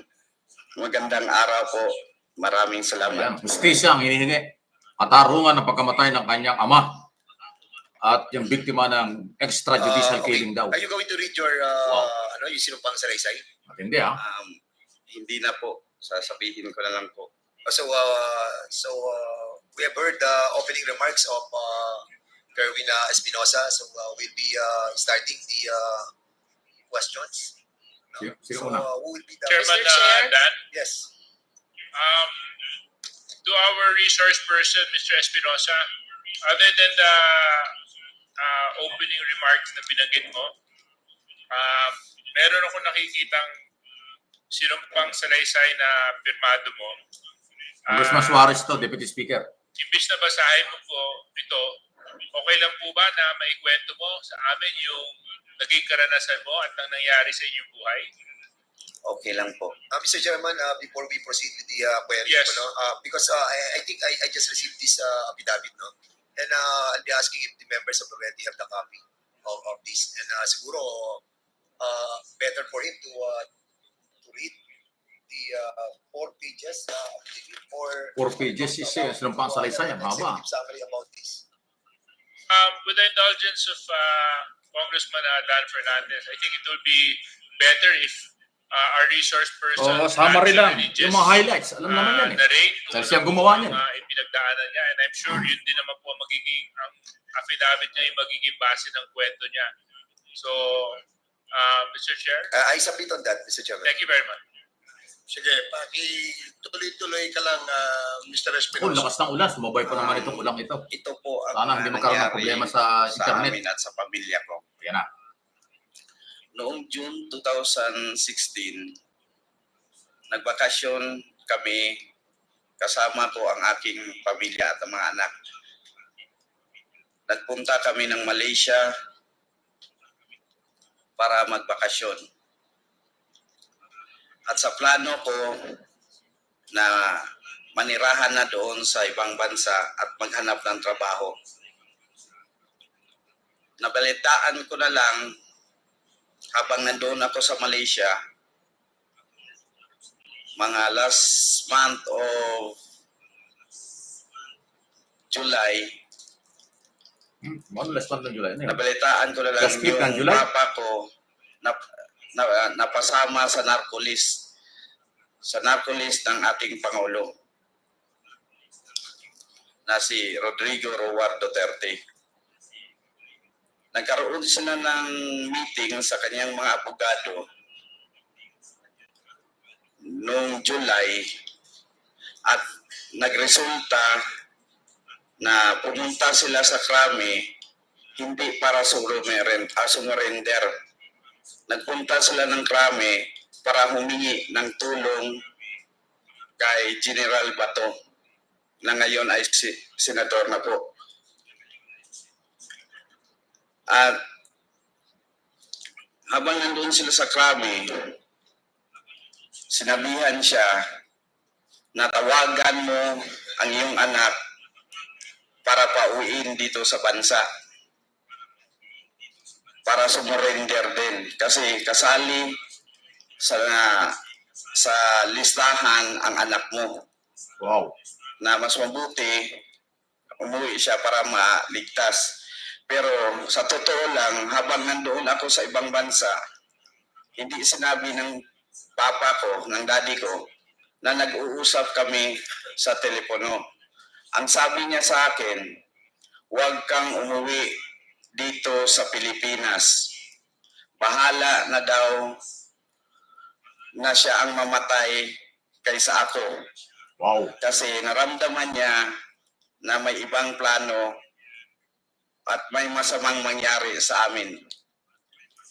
Kaya doon siya tumira sa White House sa tinitirahan ni General Bato. Ay, ganon. Bahay. Noong August, sa loob ng Kampo Krami po yun. gusto siya pumunta doon. Pinauwi siya base sa kanyang tawag sa akin. Pinauwi siya August 10. August 10. Nung umuwi siya, dumiretso na siya doon sa police station ng Albuera. Hindi na siya umuwi sa aming bahay. Habang nandun siya, nagdaan ng mga ilang araw, may lumabas na search warrant doon sa bahay ng ancestral house namin. At yun, sinerve ang warrant, nawala siya doon. At sinerve ang warrant, wala din ako kasi nandun ako sa ibang bansa. Nung sinerve ang warrant, may nakuha daw, may nakita silang droga na 11 kilos at mga baril at pangpasabog. Kaya yun ang dahilan na napailan kami ng kaso. Ganon? Ano yung Napailan kami ng kaso, yun ang dahilan kung bakit inilipat siya sa provincial jail ng Baybay, Leyte. At ako naman, nahuli, ako naman may warrant of arrest na. Sabi niya, Dong, hanggat maaari, wag ka nang magpakita at wag kang umuwi dito sa Pilipinas. Kasi iba talaga ang pakiramdam ko. Baka isa sa atin ang mamatay. No. Kasi marami ng patayan na nangyari dito sa Pilipinas. So umiyak yung papa ko sa aming pag-uusap. Umiyak siya na nakikiusap, huwag mong pabayaan ang mga anak mo kung sakali may mangyaring masama sa ating dalawa. Umuwi na siya doon sa police station ng Albuera, month of August ba yun? So, lumabas yung warrant of arrest niya, yun ang dahilan kung bakit na-transfer siya sa Baybay. Habang nandun siya sa Baybay, nag-file ang kanyang mga abogado na magpa-custody siya sa police station ng Albuera. Habang hinihintay niya ang motion niya sa court, may lumabas na naman na SW sa kanya. Lumabas ang SW na search warrant doon sa provincial jail ng Baybay. Sinerve sa kanya ang warrant. Nung pumasok ang mga pulis, pinapace the wall ang mga lahat ng bantay sa provincial jail. Wow. Pinuntahan ang CCTV hard drive, kinuha. Pinatay ang kamera. Kinuha ang susi ng kanyang selda. At pumasok na ang mga pulis sa kanyang selda. Narinig ng mga kasamahan niya doon sa loob ng kulungan na nagmamakaawa ang aking ama na, Sir, huwag niyo po akong patayin. Pero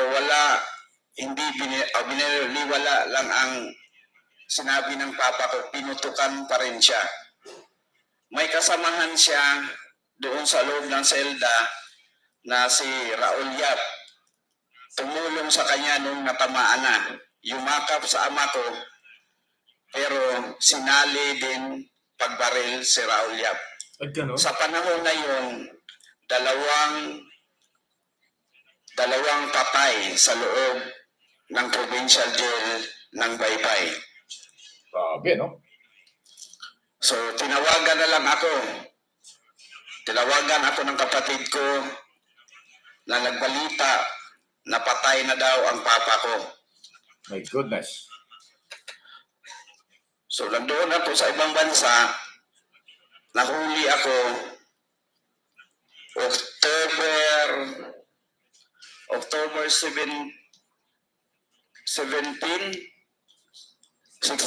sa month of October, nahuli ako ng CID police ng Abu Dhabi. At nagtanong ako, bakit niyo ako hinuli? Ang sagot sa akin, may problema daw ako sa aking bansa. Ay, gano'n. So, dati isa lang ang patay doon, dalawa pa lang namatay doon. Ngayon ko lang naman dalawa. Over ako sa Interpol ng Abu Dhabi. So doon, nagtanong naman ako ulit, ba't niyo ako hinuli? Ang sinabi naman, may problema ka sa Pilipinas. So, wala akong komunikasyon doon. At kinabukasan, talagang extrajudicial killing, grabe, ano? Sa Alwat ba? Human rights violation. Jail. Parang gano'n. So, nung nalipat ako, nagkaroon ako ng tsansa na makagamit ng telepono. Kasi ang telepono doon para sa lahat ng mga nakakulong. Tumawag ako dito sa Pilipinas sa aking kapatid. Nagtatanong ako, kailan ilibing ang papa ko, ang papa natin. Sabi ng kapatid ko, iburol natin si daddy. Isang buwan siyang nakaburol kasi hintayin pa yung mga kapatid niya na nandoon sa ibang bansa. So tuliro ako sa panahon na yon.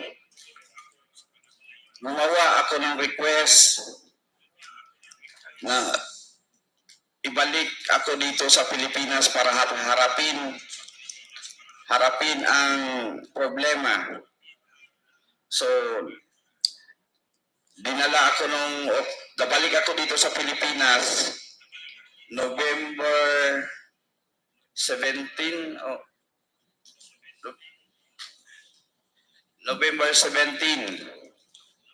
So November 17 or dumating November ako ng 2017? around 11 p.m.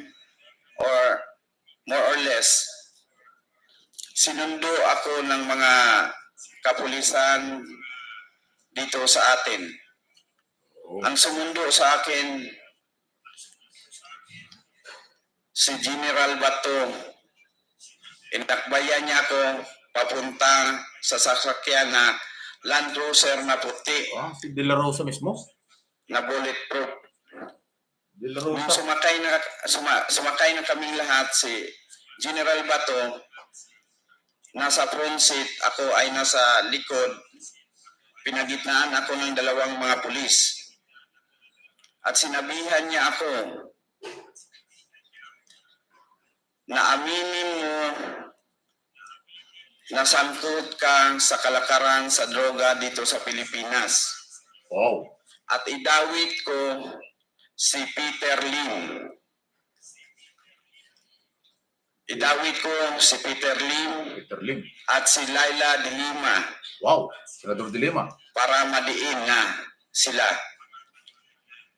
Kapag hindi raw ako sumunod sa plano, pwedeng mangyari sa akin ang nangyari sa ama ko o isa sa mga pamilya ko ang mamatay din. So, nanginig ako sa panahon na yon. Hindi ko alam kung ano ang aking gagawin. Yan po ay totoo. Hindi gawa-gawa to. Habang papunta kami sa Krami, pagdating ko doon, ang daming media. Nag-fingerprint ako dahil sa warrant na sinerve nila sa akin. Maya-maya, nagpa-press con siya at ang mga kapulisan. Sinali ako. Tinuruan ako na humingi sa publiko ng tawad sa aking pagbibenta raw ng droga at humingi ng tawad kay Presidente Duterte. So ginawa ko, humingi ako ng tawad kay Presidente Duterte na bigyan ako ng pagkakataon na magbago. At sinabi ko pa noon, humanda kayo mga kasali sa droga, sa kalakaran ng droga sa Pilipinas. Hindi ko inano yung pangalan pa ni Ma'am Laila noon eh. Abangan nyo, sasabihin ko, yun ang pagkasabi ko sa press con. Abangan nyo, isiwalat ko lahat ng mga involved dito sa droga sa Pilipinas sa aking nalalaman. So naputol na yun kasi pinahinto ako na magsalita. Binalik ako sa EIDG, sa opisina ng EIDG kasi doon ako nakadetain. After 2 days, binalikan ako ni Senator Bato de la Rosa.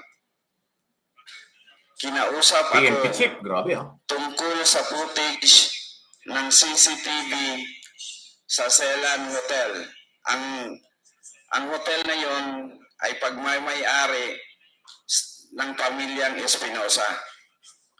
Nung hinanap niya ang hard drive, sabi ko, nandoon kay Judy Espinido. Siya ang kumuha. Pumasok dito, sabi ng mga empleyado. Nung binanggit ko na si Judy Espinido ang may hawak, denial niya si Judy Espinido. Ay mo rin tayo. At naka-loudspeak ang cellphone niya. May cellphone siyang dala eh. Naka-loudspeak at denial namin si Judy Espinido. At pagsagot ni Judy Espinido, ang hungad niya na sagot, "Sir, good morning po sir." Sinabi ni Bato, "Juby, sabi ni Kerwin at sa mga empleyado ng hotel, nasa iyo daw yung hard drive." Inamin naman ni Espinido, "Oh sir, nandito sa akin. Nandito lang sa station." Kaya request ni Bato na ipadala sa Krami sa opisina ng EIDG. At yung pinakausap ako ni Sir Bato, ni Espinido, at sabi sa akin, "Kerwin, kailangan Wala akong binabasa ito ha. sa plano. Kinukwento lang niya. Basta hindi ka sumunod, maaring di ko musunod ko no, ang mahitabo sa akong amahan, mausay mahitabo kanako. Ako, nagbisaya na, hindi natin naintindihan niya. Ako ang mamatay, usa sa ako ang pamilya ang mamatay. Ako, nasunod ko ninyo sir, may akong tubag." At sinabi ni Espinido, alam ni sir, kasi siya ang may utos sa akin na gagawin ko ito sa inyong pamilya. Wow. So sabi naman ni Bato, Espinido ang inutusan. Kerwin, para magkaintindihan tayo at para walang mangyari na masama sa iyo o sa pamilya mo o sa membro ng pamilya mo, sumunod ka na lang sa plano. Tapos ang tanong ako, "Sir, anong plano po ba?" Yung sagot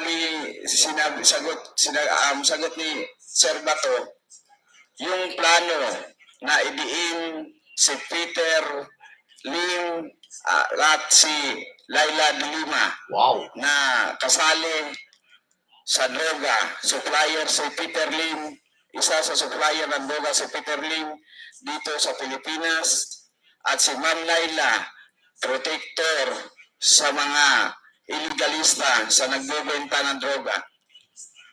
Kung walang problema po yun sir, gagawin ko yun. Tapos may isiningit na pangalan siya. Sinama pa ni Bato si Lovely Impal, Peter Ko, Peter Lim,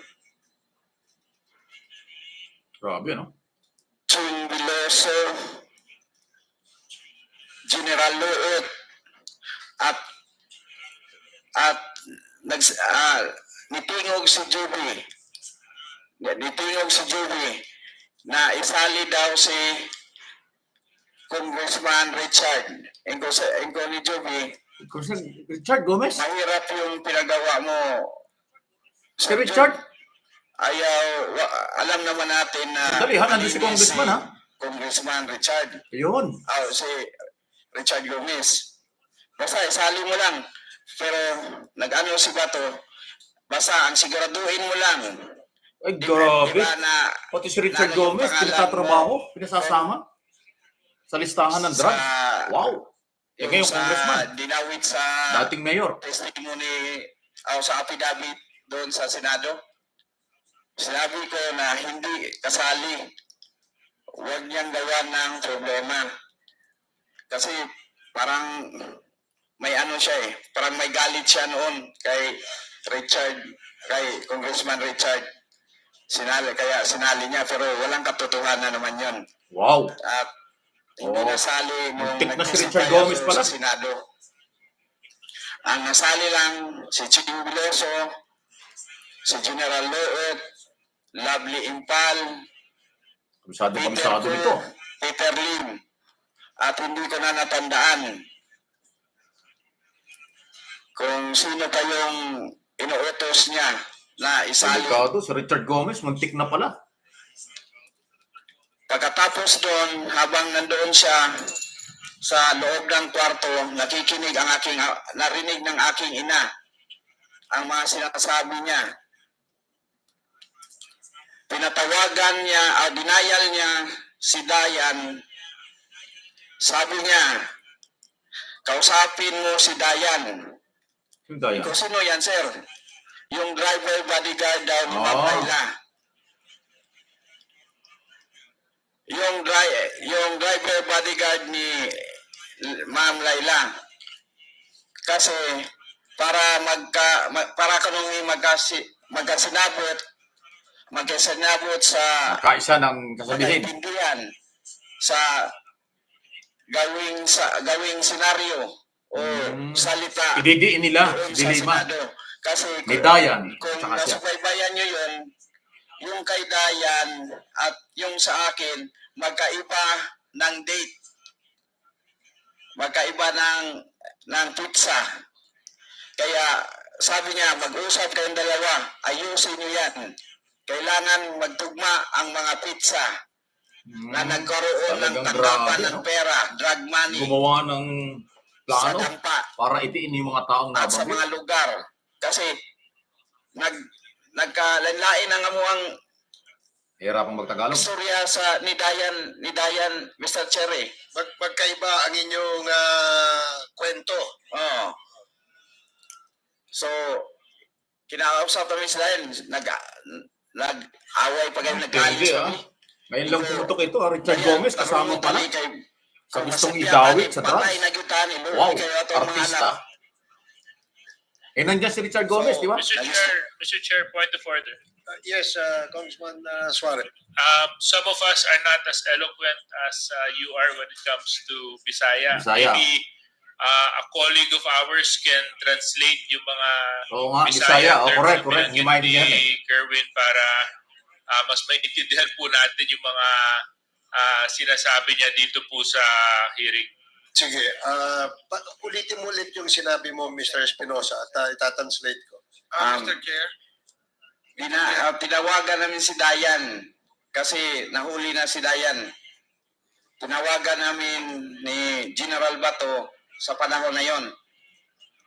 Tinawagan namin, tapos sabi ni General Bato, ayusin nyo ang statement, tarunga ang inyuhang statement nga magkatugma ang pizza at ang area kung saan nagkaroon ng pagbigay ng pera at pagtanggap ng pera. Kasi magkaiba ang aming sinasabi. Sige, dahil magkaiba yung petsa at saka yung lugar ng kwento ni Kerwin at saka kwento ni Dayan. Ni Mr. Dayan, ang instruction sa kanila ni General Bato ay mag-usap sila para ayusin at magkatugma-tugma yung mga detalye ng kanilang narration. Sige. Para daw, Chair. clarification lang din. Yes, Congressman VG. Mr. Chair, I've noticed that the resource person mentioned Ching Biloso. That's the congressman. I understand that. But he also mentioned Richard Gomez. Is he referring Richard Gomez? And then he said another congressman, Richard. Is there another congressman? I mean, is there a third person? Or is just the same that? Because at that time, Richard is still a mayor. Mayor, correct. Mayor ng Ormoc. Hindi pa po congressman si Mayor Richard noon. Panahon na yon, mayor pa siya sa Ormoc. Yan. So, two person lang. Yung sinabi mo kanina, Richard Gomez, that's Okay. the same person. Okay. So, are you satisfied with the reply of Mr. I think Espinosa? he's just referring to two persons, Ching Biloso as the congressman, and the referring of Richard, Congressman Richard, is the same as Mayor Richard Gomez. Isa nga yun. Richard Gomez nga. Not a congressman at that time. Yes. Mayor siya noong time. At panahon na, di pa siya congressman. Yes. Hindi pa siya congressman noon. Mayor pa na. Richard. Mayor pa ng Ormoc. Yan, si Richard Gomez. Okay. Sinasama pala siya sa listahan. Delikado. Nabasa ni mo ang affidavit nga ipang papirmahan ni Joby sa mga tao na nagtrabaho sa AMUA. Buti lang, hindi pumayag si Espinosa. Espinosa. Dire-diretso na lang. Please refrain from asking. You will have your time later. Mamaya na tanungin nga naman. Nagkukwento Point of order is raised. That is the only time that the chair will recognize you. If indeed it is a point of order. May I know what is the point of order, Congressman Abante? First of all, I think that Mr. Espinosa should always address the chair before he speaks, and that he ought to let the congressman finish his statement first. So, may I also request, Mr. Chair, that before any questions can be asked, that Mr. Kerwin would be able to finish. Yes, correct. Oo naman. Okay, let Tapusin me muna, remind nagkukwento again pa the eh. members present that the ground rules that we have set for the Quadcom hearings Para merong is, may rule. number one, we cannot interrupt Yes, good. our resource persons. Number two, no interjections will be entertained. And number three, if you wish to interpolate and ask questions to our resource persons, please signify your intention by Mamaya na yung asking tanong. the COMSEC Mamaya ng question and answer. write your name in the Nagkukwento list. pa eh. As of the moment, we have a list of those who wants to interpolate. Yan. Para merong Mr. order. Espinosa pagkatapos Importante yung po order. ng kanyang salaysay. Kaya lang, nagugutom ako. we Pero will kumain now muna ako. proceed. Please, mahaba pa ba yan, Mr. Espinosa? Mahaba-haba po to kasi hanggang katapusan, hanggang sa nagburol si dati. Yung nasa krami po ako, Mr. Chair. Sige, pero maiksi na lang to. Sige, pakibilis mo lang. At every time you will answer, you address the chair. Yes. Okay, sige. Maraming salamat. Pasensya na po, Mr. Chair. Ikadami si Richard Gomez. Grabe, artista yan ah. Congressman, mayor siya ng panahon. Nag-usap kami ni Dayan, plinansya namin yung dapat namin sabihin sa Senado para magtugma ang mga lugar, pizza, at kung ano pa. Grabe. At pagkatapos meron palang producer, director, mga script. Pagkatapos nung kinausap ako ni Sir Bato, yun na ang ilagay mo sa affidavit na kukunin ng mga PAO lawyer. So, after 2 days, nandoon na yung mga PAO lawyer. Kinunan na ako ng salaysay. At bago umalis si Sir Bato, sinabihan ako, ayusin mo kung ayaw mong may mangyari sa'yo. So, pagdaan ng 2 araw, pumunta ang mga PAO lawyer para kunin ang salaysay ko. So, kung ano yung instruction na sinasabi niya at yung nagkausap kami ni Dayan, yun ang sinabi ko sa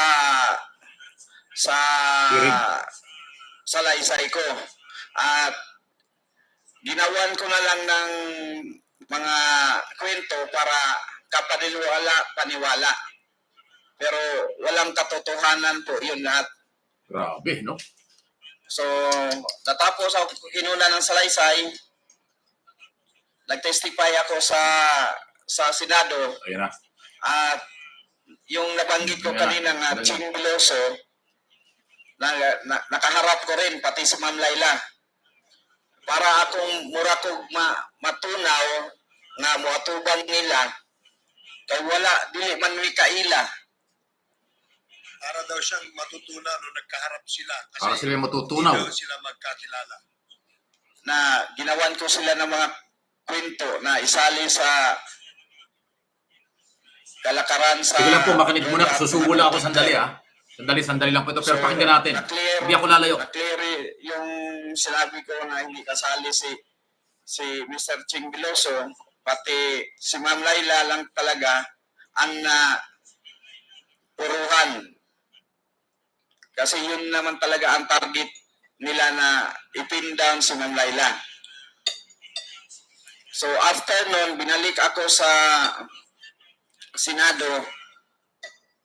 Pagkaraan ng isang araw, nagtaka na lang ako, may dumating na pare at pinakumpisal ako. Ipakumpisal ko sa pare. So, pumunta kami sa usa ka kwarto, matong nangutana ko sa pare. Pader, ikaw ray ni Ari para pakumpisalon ko nimo. Na dili request ni sa mga pulis na pareon ko para pakumpisalon. Okay, tinanong daw niya yung pare, no? Na kasi nagulat siya at meron dumating na pare. So, nagpunta raw sila sa isang kwarto, tinanong niya yung pare, Father, pinapunta ka ba dito? Ikaw ba yung pinapunta para magkumpisal ako? So, kinabahan ako kasi kaming mga Bisaya, pag pinakumpisal ang isang tao, ang kasunod doon, mga minuto na lang mamatay na. Samantalang malakas pa ako. So, nag-isip na ako. Isusunod na siguro ako nitong mga pulis na to sa nangyari sa papa ko. So, natapos yung pagkumpisal, bumalik naman yung mga pao. Inayos naman yung testimonya ko sa Senado. Dinagdagan kasi may kulang daw at may mali-mali. Kasi sa una pa lang, pinatawagan na sa akin si Dayan denial ni General Bato si Dayan nga giingnan mi nga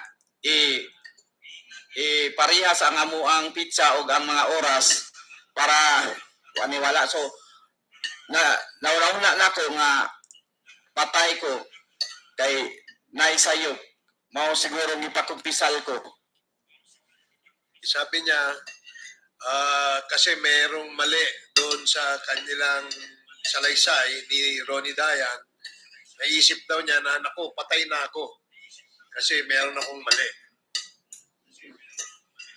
At yun, bumalik na naman ako ng Senado, nag-hearing ulit. Ang pinag-usapan naman ang pagpatay ng papa ko, ang mga involved.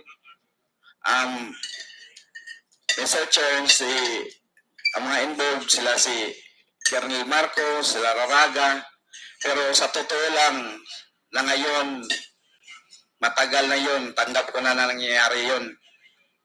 At alam ko naman, nagawa lang nila yun dahil may instruction. Sa pagkaintindi ko sa akin sarili may inutusan lang sila. Instruction galing sa taas. Kasi magkaibigan kami ng mga pulis na yun eh. Siguro wala silang magawa dahil utos. Kaya nagawa nilang yung operation na yun na ipin down ang papa ko. Pero, Mr. Chair, please allow me to... Sir Marcos, Sir, pasensya na sa mga emosyon sa panahon nga pagkamatay sa kong papa, Sir. Nakarealize ko na sa akong kaugalingon, kamong tanang involved sa operation nato, naka-realize ko nga isunod rasunod siguro mo sa instruction sa taas ninyo. Okay, dali lang. I-translate muna natin. So, ang sinasabi ni Mr. Espinosa,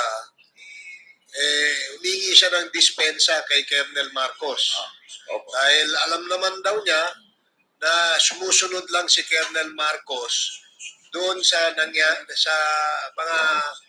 mga superiors niya, kaya nangyari yung sa papa niya. So sige, please continue. So, tanggap naman natin kahit anong gawin ko pa, patay na yung papa ko. At ang hangad ko lang kung bakit ako nagpakita dito sa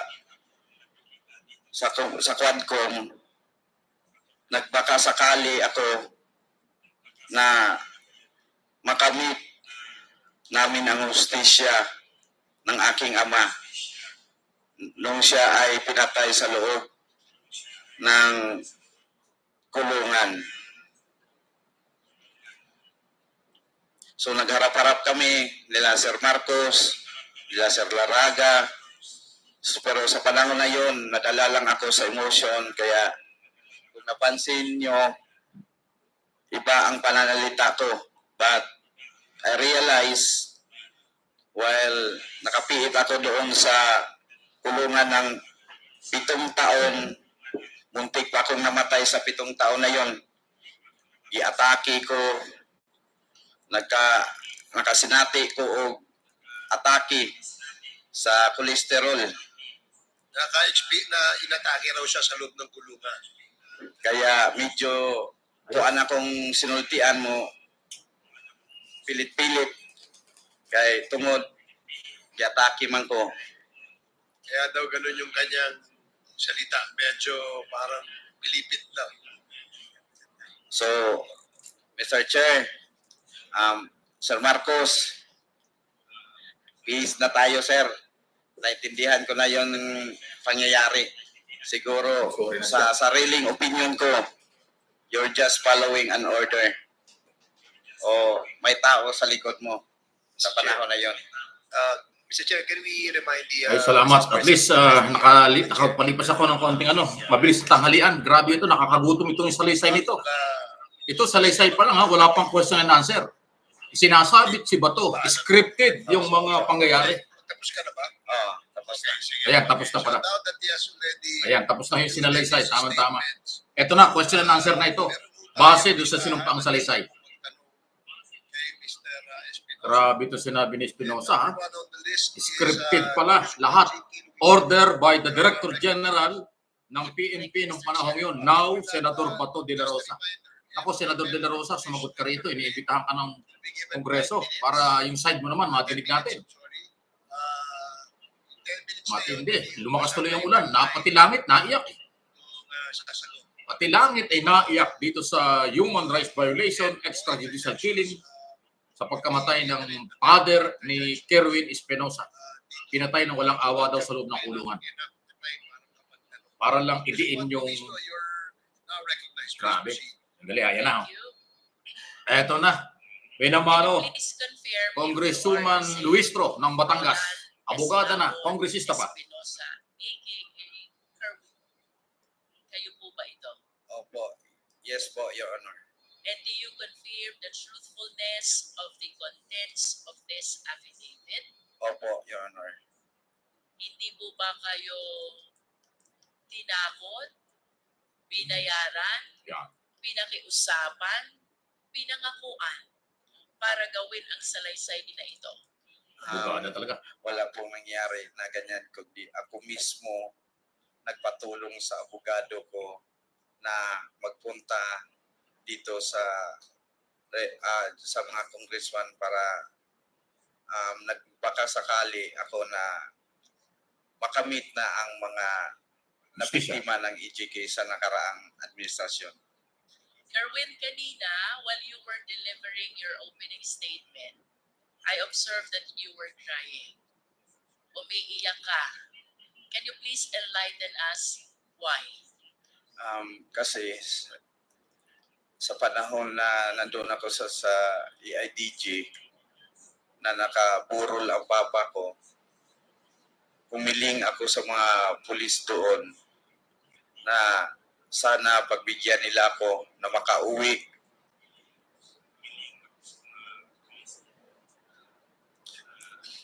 Na makadalaw man lang. Hindi na, naiyak na. Makita. Kawawa naman ito. Ang papa ko na nakaburol sa... Oo naman, patay ang papa niya, hindi man lang niya madalaw. Kerwin, of course, you believe that Ayan o, naiyak. your father, the late Mayor Espinosa, Oh my goodness. is a victim of ruthless killing. Is this your position, Kerwin? Yes. Pero alin ba yung mas nakakaiyak? Yung pagkamatay ni Mayor Espinosa o yung hindi ka nila pinayagan na madalaw ang burol niya?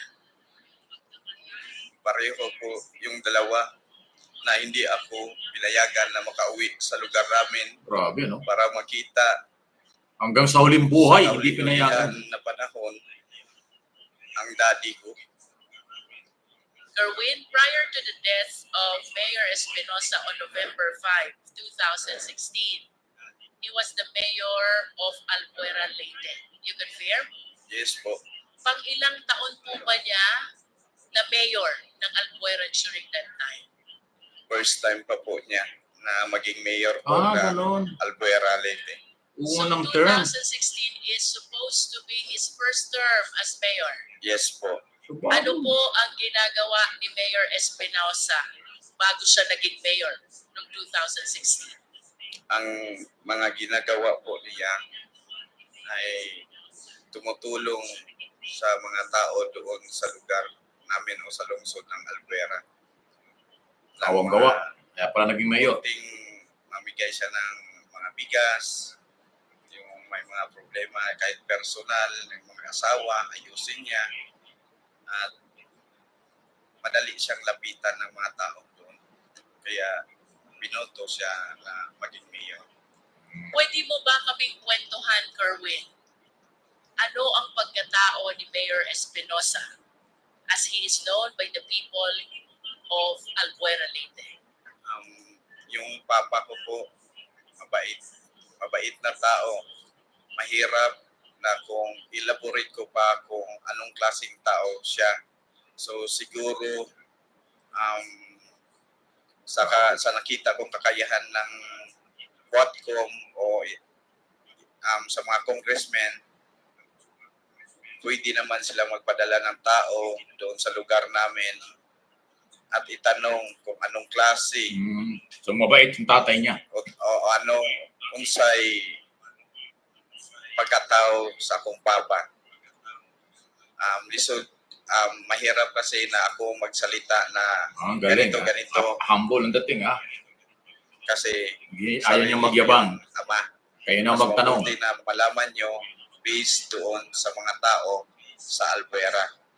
I understand, Kerwin.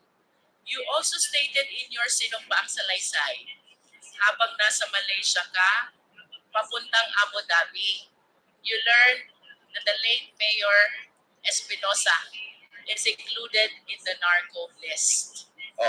Yun po. Nalaman ko na lang na nasali siya sa listahan ng presidente na narco list. Paano at kanino niyo po nalaman na kasama pa lang inyong ama sa narco list? Sa panahon na yon, may kaibigan ako na si Buntuyan, taga Cebu. Si IDG din yun, si Sir Pulis din. Buntuyan. Siya ang nagsabi sa akin na amigo, ang imong papa na-appeal sa narcolis ni Presidente. Was there ever a time, Kerwin, that you validated or you verified the truthfulness of the fact that your father is included in the narco list? Na ano ko na yun, na positive na talaga, na naniwala ko. Kasi sa TV at sinabi ni Pangulong Duterte na kasama ang papa ko sa listahan ng mga narcolis. You are saying, Kerwin, that Mayor Espinosa is one of those named by President Duterte as included in the narco list. Is that your statement, Kerwin? Yes po. And that is the reason why you conclude already that indeed your father is among those in the narco list. Yes, Tama ba? yes po. There are three important statements you made in your sinumpang salaysay, which really captured my attention. First, Kerwin, is the raid which happened in the house of your late father in August 2016. You mentioned in your affidavit that the guns, the explosives, and the drugs were all planted, and you were certain because prior to the raid, there were women who cleaned up the entire house because they are apprehensive already that any time there will be a raid in the house. Yes po. Bago nangyari ang raid, yung mga women supporter ng daddy ko nandoon sa bahay. Kasi yung daddy ko doon na tumira sa munisipyo. Nagbabantay ang mga women supporter ni daddy sa bahay namin, ancestral house. Habang nandoon sila, lininisan nila yung bahay ni daddy. Yung sinabi, nandoon daw sa nakita sa cabinet, sila mismo nagtaka kung paano nakita na merong mga illegal na bagay doon sa cabinet. Samantalang ang dami nilang naglinis na wala silang nakitang So planted. Can you please Tinaniman. confirm for the record, Kerwin, ano ang mga nakuha ng PNP operatives during the raid of August 2016 in the place of residence of the late mayor?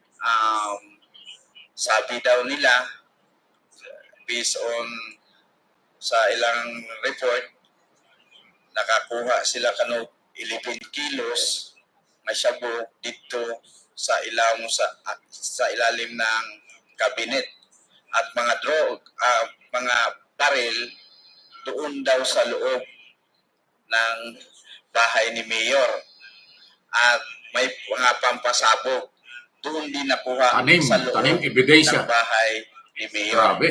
Kung isipin natin, Wala kang kalaban-laban sa ganyan, planted. hindi kaya yun nakita Planted sa mga evidence. naglinis na mga women's, ang dami nun, at ang mga baril, at ang mga bomba.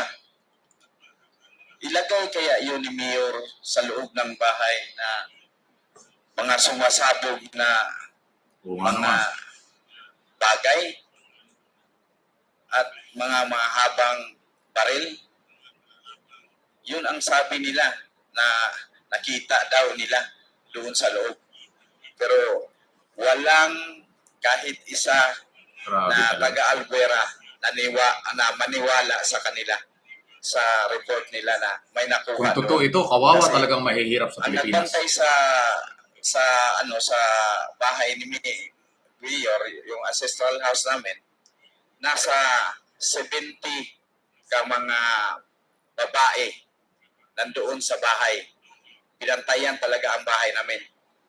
Inano sila ni Joby na magkaroon ng raid, kaya tumakbo na sila, natakot. So you deny, Kerwin, the legitimacy of the raid or the operation that was conducted by the police operatives on August 2016? Opo. And can you please state for the record, sino po ba ang namuno? Sino po ang team leader ng naganap na raid sa inyong tahanan nung nasabing petsa? Si Mr. Juby Espinido po. Can you please state his full name? Police Colonel Juby Espinido. Mr. Chair, may we know if we have Colonel Espinido here? Wala nga, sayang. Wala si Espinido kasi system, meron daw lakad. Wala, hindi nga po.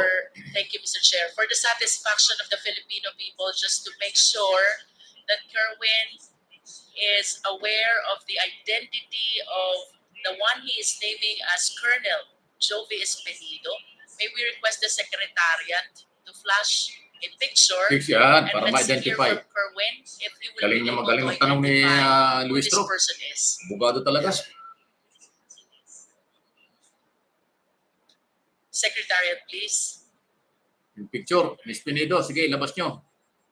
Para yung for identification, for identity, kung siya talaga yon, kung kilala ni Espinosa.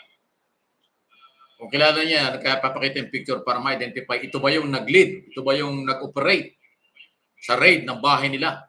Na meron daw mga While pampasabot. we are waiting for the picture, Ayan na, dali Mr. Chair, the second statement which captured the attention of this representation, Kerwin, is the raid and the killing of Mayor Espinosa on November 5, 2016, which happened in Baybay, Leyte. You confirm this? Yes po, sa loob ng provincial jail ng Baybay, Leyte. But of course, you have to understand as well that similar to the raid that happened in your house, this incident, the killing and raid against Mayor Espinosa, happened while you were in Abu Dhabi. Tama ba yun? Opo, wala po ako dito sa bansa. In Nasa other bakasyon words, ako. you are relying only to your sources with regards to this story surrounding the raid and the killing of Mayor Espinosa in Baybay, Leyte. Yes po. And can you please enlighten us? Sino? For the satisfaction of the public who are watching us, Kerwin, because you went a long way for us to be able to hear this Sino yung contact mo? exclusives of Sino yours. nagsabi? Parang ganon. For a period of 7 years, naniniwala po ang sambayan ng Pilipino sa naging testimonya mo sa Senate noon. Now, you are completely overturning all your statements. Binago, And we nabaliktad. owe it to the Filipino people to explain and share what really happened according to your source during the raid and the killing of Mayor Espinosa on November 5, 2016 in Baybay, Leyte. Kaya nagkukonsulta lang sa abogado si Espinosa. Sa tanong. Your Honor, pwede po ulitin yung question. Kayo po ba, Kerwin, ay mas komportable sa English or sa Filipino? Mas sa Pilipino na lang tayo. Filipino. Para Kerwin, maintindihan. you mentioned na banggit mo sa iyong sinumpaang salaysay, bagaman ikaw ay nasa Abu Dhabi noon, ng iyong ama na noon ay nasa Baybay, Leyte Provincial Jail, ay ni-raid at pinatay ng mga operatiba ng pulis. Nasa Abu Dhabi ka noon at ikaw ay nagtiwala lamang sa testimonya ng mga taong naruroon sa insidente. Nevertheless, Kerwin, can you please share to the Filipino people, what do you believe? Ano yung pinaniniwalaan mo tunay na pangyayari sa loob ng Baybay, Leyte, kaugnay ng pagkamatay ng iyong ama? Naniwala ako doon sa mga nakapiit sa loob kasi sila ang nakakita at kitang-kita nila sa dalawang mata at narinig nila ang mga putukan. Kitang-kita nila from the very beginning, pagpasok sa selda ng aking ama. Kerwin, kung nakikilala mo itong mga taong tinukoy ng iyong mga source, maaari mo bang banggitin sino itong mga polis na pumasok sa selda ng iyong ama? Sa sinabi ng aking source, ang pumasok doon si Leo Laraga. Leo Laraga, siya talaga ang tumitil sa buhay ng papa ko. Wow. Pulis. Leo Laraga. Can you please check if Leo Laraga is inside this hearing venue? Narito po ba siya? With the indulgence of with the indulgence of Congressman Rizzo. Wala.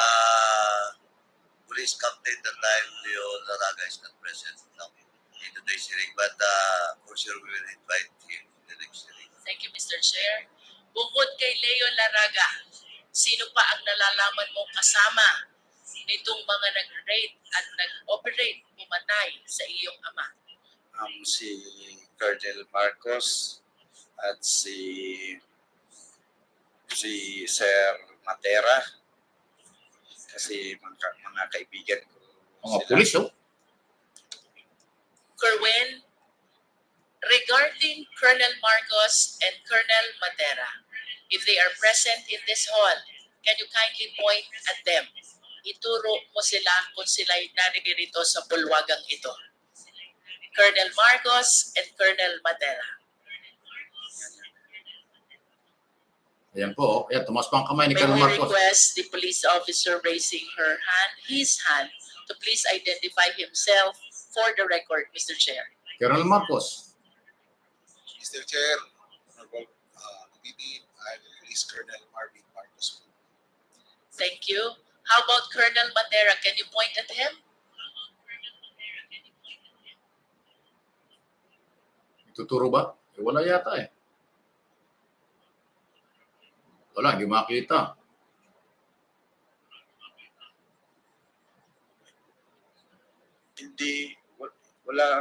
Wala dito. Hindi ko It's nakita. okay, Kerwin, if Colonel Matera is not present in the hall. Okay lang yun. I am certain that the Quad will be inviting him as well. Si Marcos lang nandun. Bukod sa mga nabanggit mong pangalan, meron ka pa bang kayang tukuyin na kasamang pumasok, nag-raid, at pumatay ayon sa iyo at sa mga sources mo kay Mayor Espinosa? Ang sinabi sa akin, yung committee lang ng buhay talaga sa papa ko, na kasi humihingi ng ng papa ko, nagsasalita siya na wag po sir, wag po niyo ako patayin.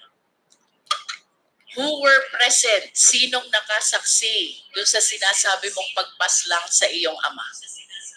Mga detainee po. Can you please name these detainees who were able to witness that incident? Sa loob ng selda, makikilala kaya yun? A certain Dondon na taga sa amin sa Albuera. At si Raul Yap na matay naman yun. Patay na, no? At si Ruben, a certain Ruben, tatlo sila, pero yung isa, tatlo yung ng daddy ko, kasama niya sa selda, nag-a-assist sa kanya. Yung isa patay na po, namatay din kasama. How yung about the daddy other one? Is he still living? The other one? Opo, Your Honor. What is his name? A certain Dondon. A certain Dondon. Extrajudicial killing. Share with us. Ano ba yung nalalaman yung Human rights pangyayari violation. dito sa pagkamatay ng inyong ama? Pumasok, and then what happened next? Ang una nilang ginawa daw, sabi sa aking source, pinapis the wall muna yung mga Pinaharap sa mall. Pinatalikod. Can you please illustrate? Maaari mo bang ipakita sa amin paano ba yung face the wall so the Filipino people will understand? Pinatalikod. Dito ko lang po gawin sa... Parang ganon. Pinaharap sa... Dali, i-describe. Talagang cross-examination dati. So yan yung wall. O, pinatalikod sila o paano ginawa? Sandali, walang audio ha. Nini-describe lang po. Ayun, ako sandali, walang audio. Paano mamamonitor yan? Tingnan natin. Can you please provide a microphone to Kerwin? Sige. Baka abot yung na kay Comsec. Ayan. Pwede naman yan eh. Bawa yung... ganito po ang sinabi sa akin na nangyari noong raid. Pumasok yung mga operatiba at dinisarmahan ang mga on duty sa oras na yon. Nung pagkatapos nilang na-disarmahan, ganito po, pinapis the wall sila. Ayan. Pinaharap nga sa wall. Pinatalikod doon sa mga taong arrest ng mga pulis. O, ganyan. Yan ang ginayari. Sino yung sila na tinutukoy mo na pina-face? Para wala silang makita sa gagawin. Parang ganun. Mga duty po. Duty. Pina-face the wall. And then? Then, pinaluhod sila na pinaluhod pa. Gabihan daw na huwag kayong titingin. You are referring to the jail guards? Yes. Yung bantay sa bilangguan. Pinatalikod, pinaluhod, at sinabing huwag daw titingin. Grabe. And then what happened Parang next? pelikula. Hinanap nila ang hard drive ng CCTV. Nung nakita na siguro nila, pinatay at binitbit yung hard drive ng CCTV. Wala na CCTV. Can you please identify the name of the one who took the hard drive? Sino pong kumuha ng hard drive? Nakikilala niyo po ba ayon sa inyong source? Mga pulis daw kasamahan sa pag-raid ng Baybay. Please proceed. After taking the hard drive, ano pong sunod na nangyari? Kinuha yung susi sa selda. Tapos binuksan, tumiretso na pagpasok sa may pintuan pa yun bago yung selda ng papa ko. Parang main door siguro ng compound. Binuksan, tapos diretso na doon, papunta sa selda ng papa ko. Tapos yung selda ng papa ko, may kadina at padlock. Binuksan rin, kinuha yung susi noon, binuksan, tapos ang sabi, walang salitang sinabi kundi ang papa ko lang ang narinig na nagsasalita. Sir, wag niyo ako patayin. Diretso, putok na pupong. Tapos yung katiwala niya, gustong yumakap sa kanya, na i-try i-save siya, binaril din. Sino itong katiwalang binaril? Raul Yap. Opo. So, dalawang patay. Anong ginawa nitong pangatlo na kasama pa? Nakaluglob sa ilalim ng tarima. Ano yung tarima? Yung higaan po, Your Honor. Nalalaman mo ba kung ilan ang naging tama ni Mayor Espinosa? Hindi, medical legal. Ano yan? Hindi ako sure. More than 5. More than 5? Wow. More than 5 bullets. Hindi mamuhay. Na, isang bala lang, mamamatay na Pero kung more than 5. Thank you for illustrating. You can go back to your chair. Kung more than 5 na bullet, talagang patay. Isang You confirm also, Kerwin, na ang raid at pagpasok dito sa Baybay, Leyte ay nag-ugat doon sa search warrant na ini-issue laban sa iyong ama. Tama ba yun? Opo, Your Honor. Nalalaman mo ba kung sino ang huwes na nag-issue ng search warrant? Kasi madadamay pa yung judge. Tatlong judge ang kinuna nila na mag-apply ng search warrant. Si Judge Argelies nag-refuse. At ang sabi ni Judge Argelies na ba't kailangan pang mag-serve akunan nyo ng search warrant nasa loob ng kulungan ang tao. Nag-refuse si Judge Argelies. May judge na certain Janet Janet Cabalona, saan Janet Cabalona. doon sa Samar, yun ang nag-issue ng search warrant.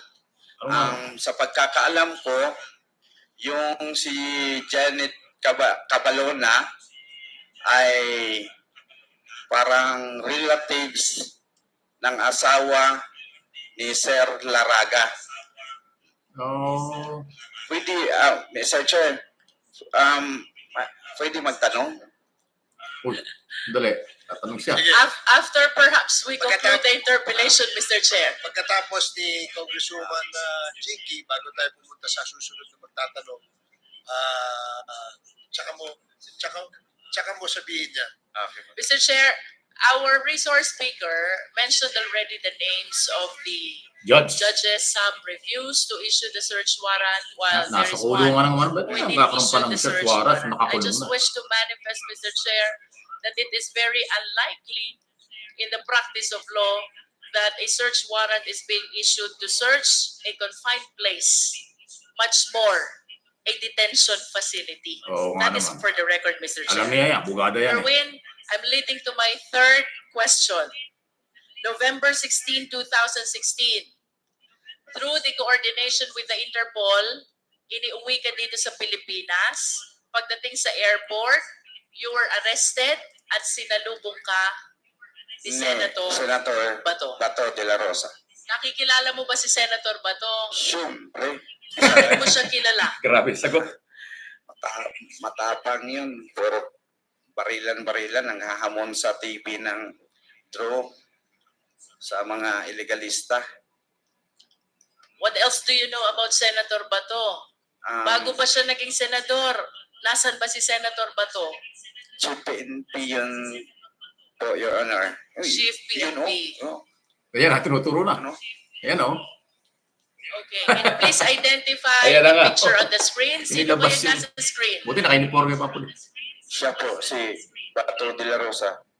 During that time, ano bang assignment ni Senator Bato during that time? Yang kwento mong insidente. Nasaan siya noon? Siya ang Chief PNP. Yes. You stated in your sinumpaang salaysay Grabe, no? na may sinabi sa'yo. Opo. Ang noon ay PNP Chief Bato na kailangan mong gawin kapalit ng iyong pagkakataon na mabuhay. Opo. Do you confirm this? Yes po. Can you please tell us, anong sinabi sa'yo ni Senator Bato? Sinabi niya sa akin, sumunod ka sa plano. Kung sumunod ka kung sino ang babanggitin mo para maligtas ang buhay mo. Kung ayaw mong sumunod, ikaw na ang susunod sa tatay mo or isa sa membro ng pamilya nyo may mangyari na masama. You mentioned about plano. Can you tell us ano ba yung planong tinutukoy? May mga pangalan na pinid sa akin, sinubo, at babanggitin ko sa aking testimonya o sa aking salaysay sa Senado. At maaari mo bang sabihin, sino ba itong mga taong ito at anong gustong ipabanggit sa'yo nang noon ay PNP Chief Bato? Peter Lim, supplier daw ng shabu, pero nandyan lang, hindi na huli-huli.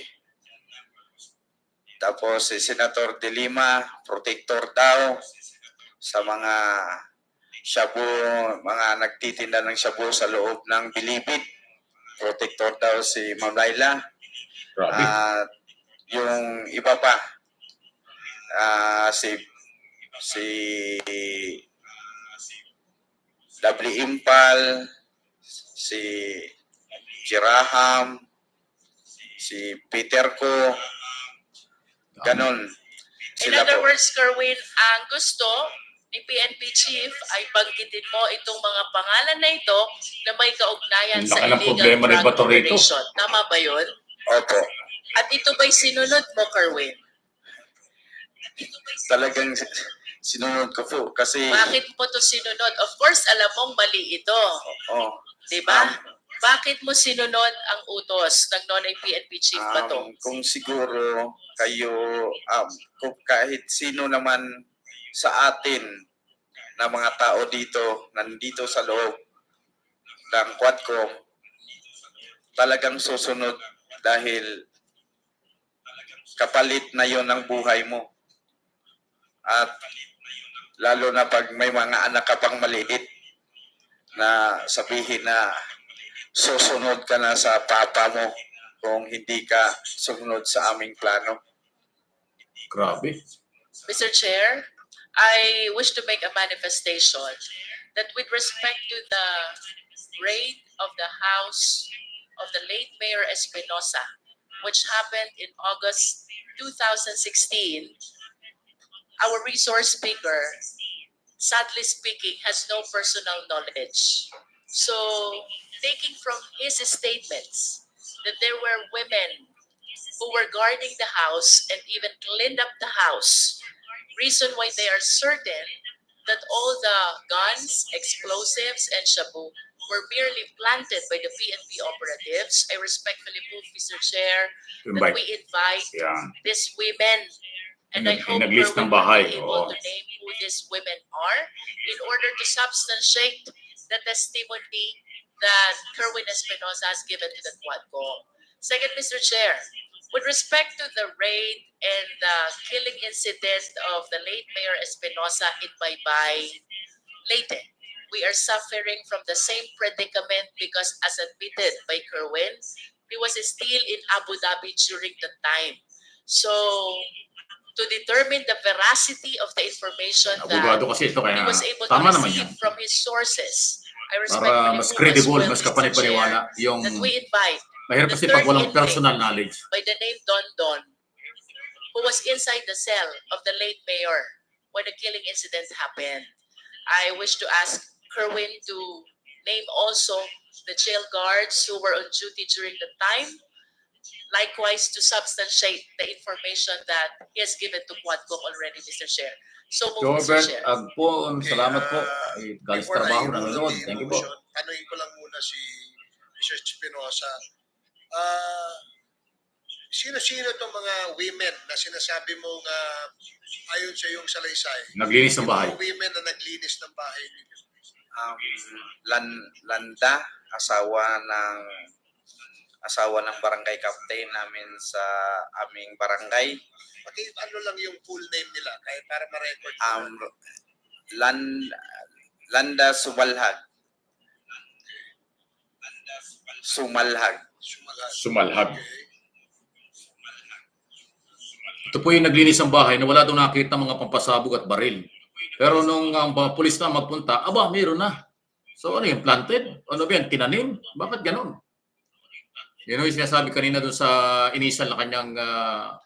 Linda Rosal, TC de la Austria, yung tatlong binanggit ko, sila na ang magpatuloy na magbanggit kung sino-sino ang kasama nila doon sa paglilis ng bahay. Sa mga women's supporters ni Daddy. Yung isang witness na nasa loob ng kulungan na isang PDL din. Anong pangalan niya? Dondon, a certain Dondon. Certain Dondon. So there is a motion to invite yung mga naglinis ng bahay at saka yung kasama doon sa selda nung patayin si yung kanyang ama. Espinosa. Ang lupit nito. Naku, panahon na si General Bato. General Bato, palagay ko, panahon na para humarap ka sa committee hearing. At ikaw naman ang papakinggan. Yung side mo. Gusto rin namin marinig, Senador Bato de la Rosa, yung panig mo tungkol dito sa matinding paratang na ito, matinding akusasyon na ito, na ikaw pala yung nagtuturo. Di umano kung anong gagawin. Wow. Para isabit si Dilima, Peter Lim, at iba pa sinasabi. Kamuntik na nadamay si Richard Gomez. Noon ay mayor ng Ormoc, ngayon kongresista. Mr. Chair. Yan, iimbitahan na yung mga naglinis ng bahay. by Mr. Espinosa in the next Quadcom hearing. Mr. Yes, Chair, Congresswoman Luis. can we please invite as well the jail guards who were on duty if we have the means to Oh, kasi determine yung sinasabi yung who these camera, people were. inalis yung camera, inop yung camera. Check kindly Grabe yung operation. determine Nasa loob na ng these, kulungan, hindi pa jail pala guards, safe. Kahit nasa loob ng on duty kulungan, at may the nangyayari time pa. of Parang the pelikula lang. and report to the Quadcom. Parang, Thank you. oh my goodness. Anything else, Mr. Kung Chair, totoo ito, I'm ang about laki to ng problema conclude. ni Senador Bato. I just have one quick question for Pidea. Pidea, sir, palagi pong nababanggit itong narco list even from the time of the 3 Chinese drug lords to the time of PCSO Board Secretary Wesley Barayuga, and now Espinosa. we are confronted by the killing incident as alleged by Kerwin committed against Mayor Espinosa, who allegedly was included as well in the narco list. Can you please enlighten us? Ito ho ba'y chinek nyo? If during the listahan ba? time, Yan ang the tanong. name of Mayor Espinosa indeed appear in the narco list? Mr. Chair, Your Honor, yes, the names of the father and son appear in the original list. The Kerwin is listed as a drug sa listahan. trafficker. The father is only, the category of the father, whether pusher or trafficker, is not listed, but in the list he is already indicated as neutralized. So, he was, he was dead already. Would you neutralize because dead? Yes. Would you know, Pidea, kung kailan po napasama dun sa narco list? Was it after the killing incident or subsequent to the killing incident? In the original list, it was already after the death of... If you are saying, Pidea, that it was after the incident, After the incident? ibig sabihin po, patay na si Mayor Espinosa nung napasama sa drug list? Ganun ho ba yun? No, Your Honor. What happened is that Mayor Espinosa is included in the list, but however, as the period or as the drug campaign continued, he would eventually be indicated as neutralized. So hindi original, late So na we nga. couldn't ascertain whether he was a drug pusher, drug user, or whatever was his participation, Your Honor. Mr. Chair, I wish to manifest this drug list. The Kailangan narco list is makita yung indeed very dokumentong yan. Ang controversial. dali lang kasi gumawa ng As a listahan matter of eh. fact, as we go along Parang our Pidea eh, parang hindi investigation, sigurado. I've been asking our Ang binubulungan resource pa speaker, nung tao whether niya, during bakit the hindi hearing kabisado ng or chip? off the hearing, as to the origin, the people who validated, Yan ba'y nasa listahan before ang no one killing can o after vouch killing? Ganun po yun. as to the genuineness Eh of kung the after names killing, which were so included in the list. sinama lang. So I just want to raise this concern that being included in the list would Grabe, really nakakaya itong balitang ito. Nakakagalit, nakakahiya dahil napapanood sa buong mundo. Parang ang pagpatay, human rights violation, extrajudicial killing, parang normal lang sa kanila. with the true My goodness. personalities who must be included in the Kung narco list, totoo Mr. yan. Chair. To conclude, Mr. Chair, for whatever motive does Kerwin Espinosa have today, we welcome the information he gave, subject of course to stringent scrutiny. While recantation of testimony, samantalang ang pagbawi ng testimonya is frowned upon by the court. This will give us an opportunity to re-examine what really transpired relative to the raid on the house of Mayor Espinosa, the raid and killing against Mayor Espinosa which happened in Baybay Leyte, including the indictment and the incarceration of our resource speaker, and including those he named, which includes the former Senator Laila De Lima.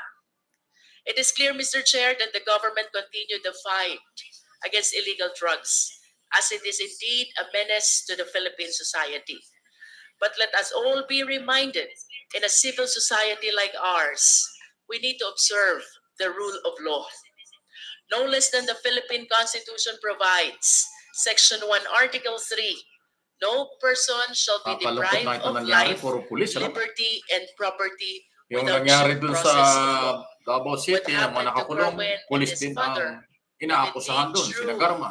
is Yung a pagkamatay complete ni violation of this General constitutional character. Attorney Barayoga, We know pulis that din ang Quadcom, tinuturo.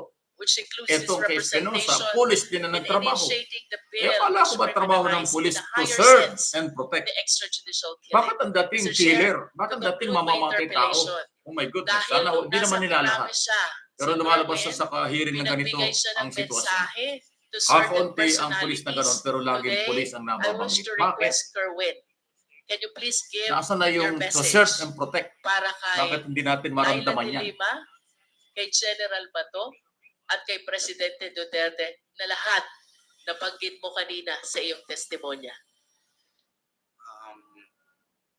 Una sa lahat, humingi ako ng kung ma'am, kung nagsubaybay ka ngayon sa hearing dito sa Quadcom,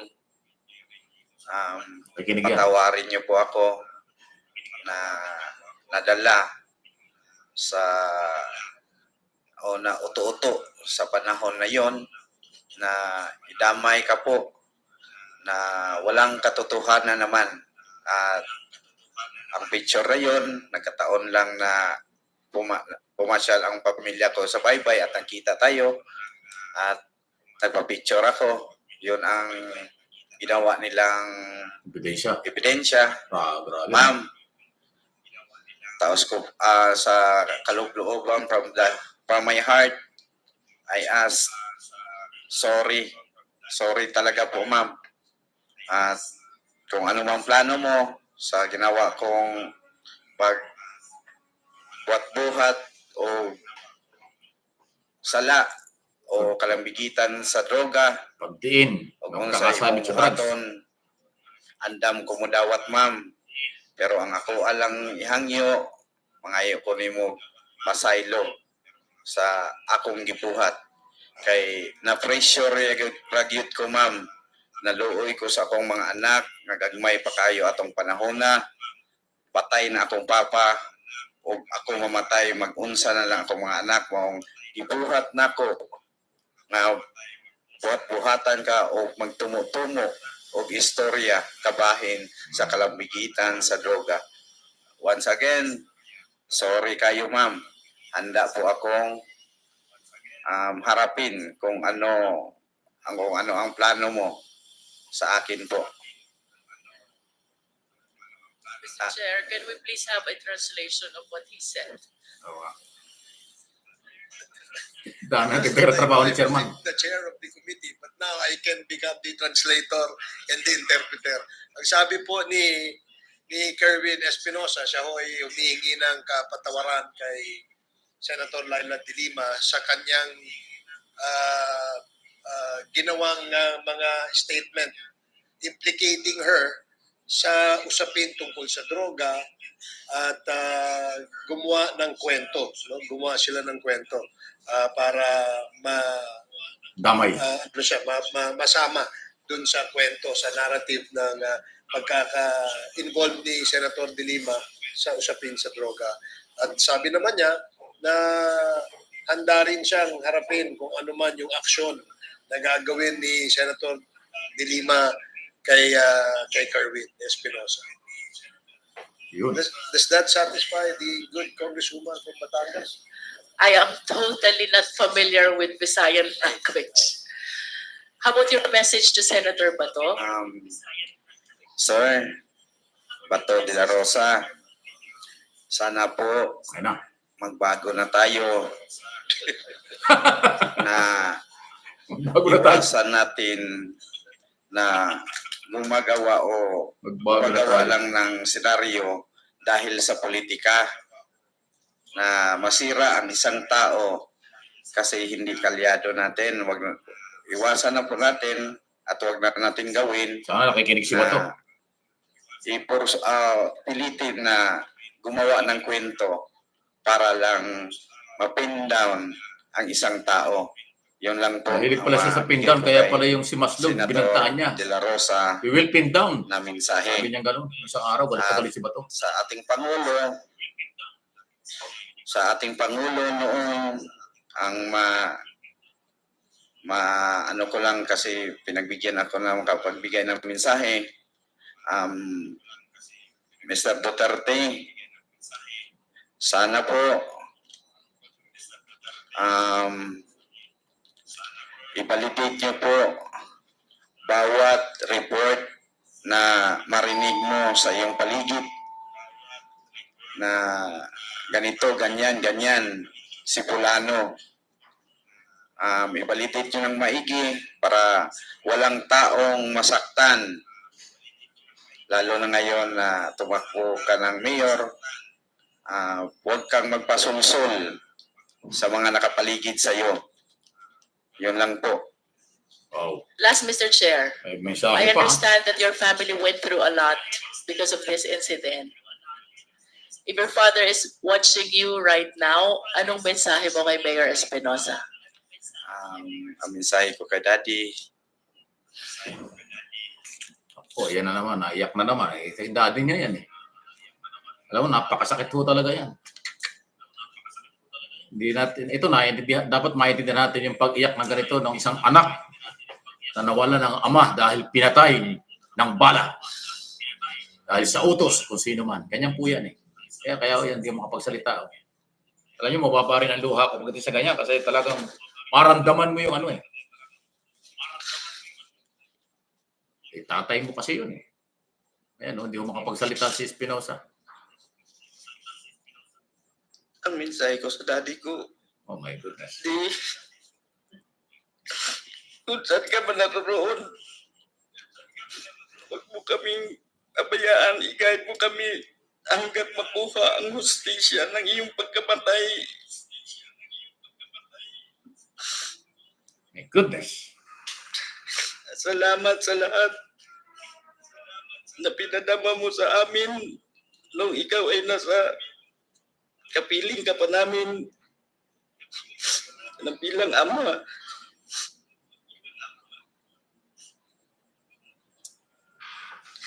Basta di lahat gagawin namin ng mga anak mo.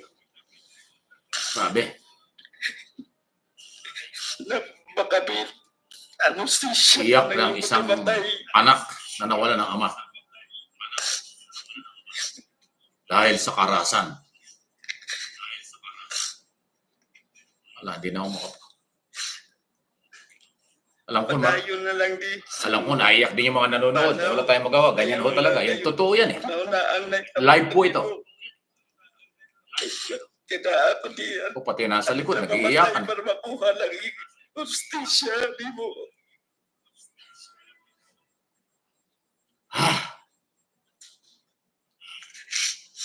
Bisan tuod sa'yo pagkamatay, wala na talagang kita. Antod ka ron. Kasi hindi ba lang pinayagan dalawin yung labi ng kanyang ama. Pinatay na nga, dadalawin lang bago ilibing, hindi pa pinayagan. Maraming salamat, Kerwin. Nag-iiyakan pati mga congressman. I conclude, Mr. Chair. Thank you. Thank you. Maraming salamat. Before we proceed to the next interpellator, sigurado marami naiyak dyan na mga nanonood. Acknowledge the presence of Congressman Jopoy Aquino, Congresswoman Lianda Bolilla, and Congressman Virgilio S. Lacson. Welcome to the dapat tanong si Richard Gomez kasi dinawit yung pangalan niya. Muntik pala si Richard Gomez eh. Pinuupot kasi pinasasama pala sa listahan. Tanungin si Kerwin, nabanggit mo kasi kanina, Kerwin, merong paring nagkumpisal ka sa pare. No? Alam mo ba kung ano pangalan ng pare? Nakalimutan ko na po. Nakaalala noon siguro si Sir Asierto o si Colonel Pero. Okay, sige. Salamat. Okay, the next to interpolate is Congressman Paulo Ortega. Ala ko si Richard Gomez kasi si Gomez ay binanggit yung pangalan eh. Sir Chair, baka kailangan po ng ilang minuto pa ng Ginoong Espinosa. Kasi nahirapan magsalita. Ayak eh. Pili, mamaya, konti. Mr. Chair. So, gusto mo relax muna. Inom muna ng tubig. Sige, please. Sige. Okay. 1 minute O, suspension. pakainin muna kahit pa paano. Ayan o. So, yan, sinuspindi muna ng chairman. Tama lang. Kasi naiyak ko talaga eh. Hindi ko makapagsalita ng diretso. Itatanungin. Marami hong tanong. Maraming congressman magtatanong dito. Isa pa lang nagtatanong.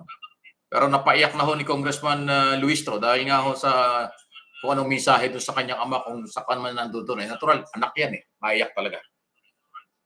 Dalawa yung masakit sa kanya. Tignan mo, alibang masakit? Yung pagkamatay ng ama mo, ng tatay mo, o yung ikaw hindi pinayagan na dumalaw sa burol. Ano sagot niya? Parehas pong masakit. Pinatay yung tatay ko, tapos nung nung nakaburol, nag-request ako na dalawin ko, hindi pa rin pinayagan. Lupit naman ng mga taong yan. Mga pulis, mamang pulis. Kaya tama lang siguro yung sinabi ni Secretary Remulla isang araw.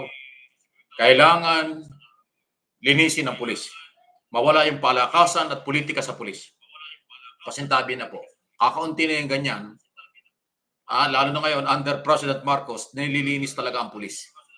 Kasi ang policy ni Pangulong Marcos, rule of law. Pag may issue, imbestigahan. Pag may ebidensya, kasuhan. Then sa korte, magtalo. Walang extrajudicial killing. Walang human rights. Nung mga nakaraan, base dito sa Laysay, mukhang walang ganon. Puro patayan eh. Wow. So, paano ngayon ito? Kung totoo ang lahat ng sinasabi mga kaibigan ni Kerwin Espinosa, anak ng pinatay na Mayor Espinosa, ay talaga hong malinaw pa sa sikat ng araw ngayong 1:46 na ho ng hapon sa Pilipinas na merong human rights violation. Merong extrajudicial killing. Kasi nasa loob na ng kulungan, pinatay pa nila, pinasok. Ngayon, dati ang alam natin isa lang, si Espinosa lang pinatay. Dalawa pala yung pinatay. Yung isa daw katiwala o kaibigan ni Mayor na umakap. Nung matapos barilin, lumapit, inakap, binaril din yung isa. So dalawa pala ang patay doon. Wow. Paano ito? Ano bang gagawin natin? Ito sasabi ko, kung totoo ang lahat ng sinabing ito, pero sa inyo bang tingin? Ano bang inyong masasabi niyan? Sa tingin ba niyo nagsasabi ng katotohanan? Si Espinosa, ang batang Espinosa ito, na sinasabi niyang scripted yung nakaraan, tinakot sila, isusunod daw siya sa tatay niya, kung hindi man siya yung kanyang pamilya, ang kanyang mga anak, pag hindi mo ginawa itong script na ito, hindi ka sumunod dito, idamay mo si Peter Lim, idamay mo si Senador De Lima, at yung iba pa. Pero ang isa pang bago po dito ay yung binanggit din niya na si Richard Gomez na dating mayor ng Ormoc, ngayon ay congressman, ipinasasama pala sa listahan sa issue ng drugs. Nakiusap lang siya, bakit natin sasama yan? Bakit sasama yan hindi naman totoo, wala namang kaugnayan sa drugs yan si Richard Gomez. O anong galit ng mga pulis kay Richard Gomez? Muntik na si Richard Gomez. Kasi pag nasama ka sa listahan yan, aarestuhin ka. Pag nahuli ka, baka itumba ka. Ako, Senador Bato, again, palagay ko po, hindi naman namin kayo pinangunahan. Panahon na para po kayo humarap dito sa Quadcom hearing para yung inyong panig, ang inyong side ay may paliwanag at madinig ang taong bayan. Totoo ba itong mga isyong ito? Siguro, pati na rin ang dating Pangulong Duterte. Kita mo yung panawagan ni Espinosa, Senador Bato, magbago na daw tayo, sabi niya. Ay natawa yung iba, magbago na tayo, parang ganun. Panawagan kay dating Pangulong Duterte, Mr. President Duterte, sabi niya, dapat huwag daw maniniwala sa mga nakapaligid kung ano mga sinusumbong. So, mabigat. Tuwan-tuwa dito ang ICC kasi malinaw na ebidensya ito sa ICC, malinaw na ito ay magiging lead. Dagdag na ebidensya, dagdag. Para sa kailang investigation. Ito, nag-resume ulit ang komite. Congressman Paulo Ortega has the floor to interpellate Mr. Espinosa. Kaya siguro, nakainom na tubig, nakarelax na. Mr. Espinosa requested the committee to be given time to recover and be able to answer the questions that will be propounded by the members. Ayan, pati si Star, Estrelita, Star, Rosie, naiyak. Sabi sa inyo, maraming naiyak dito. Maniwala kayo. Ako lalakit tao tayo. Mababa rin ang luha ko. Talagang naramdaman ko yung sinasabi ni Espinosa. Yung sakit ng kanyang naramdaman. Tapos nga akong patayin ng tatay niya at siya pinagbantaan din pag hindi nagsabi ng Scripted, Mr. Chair, baliktad, mga pahayag. sinusundan po natin ang sinumpang salaysay ni Ginoong Espinosa at it was very striking po, no, lalo po doon sa number 21 hanggang sa Mabuti lang, mayroong 25. Quadcom. Itong Quadcom, talagang dito maraming Ginoong nalaman ng Espinosa, tao. Mr. Chair, Kongreso. ang pakiramdam niyo po ba ay nagamit kayo? Ginamit kayo sa lahat ng mga nangyari ito?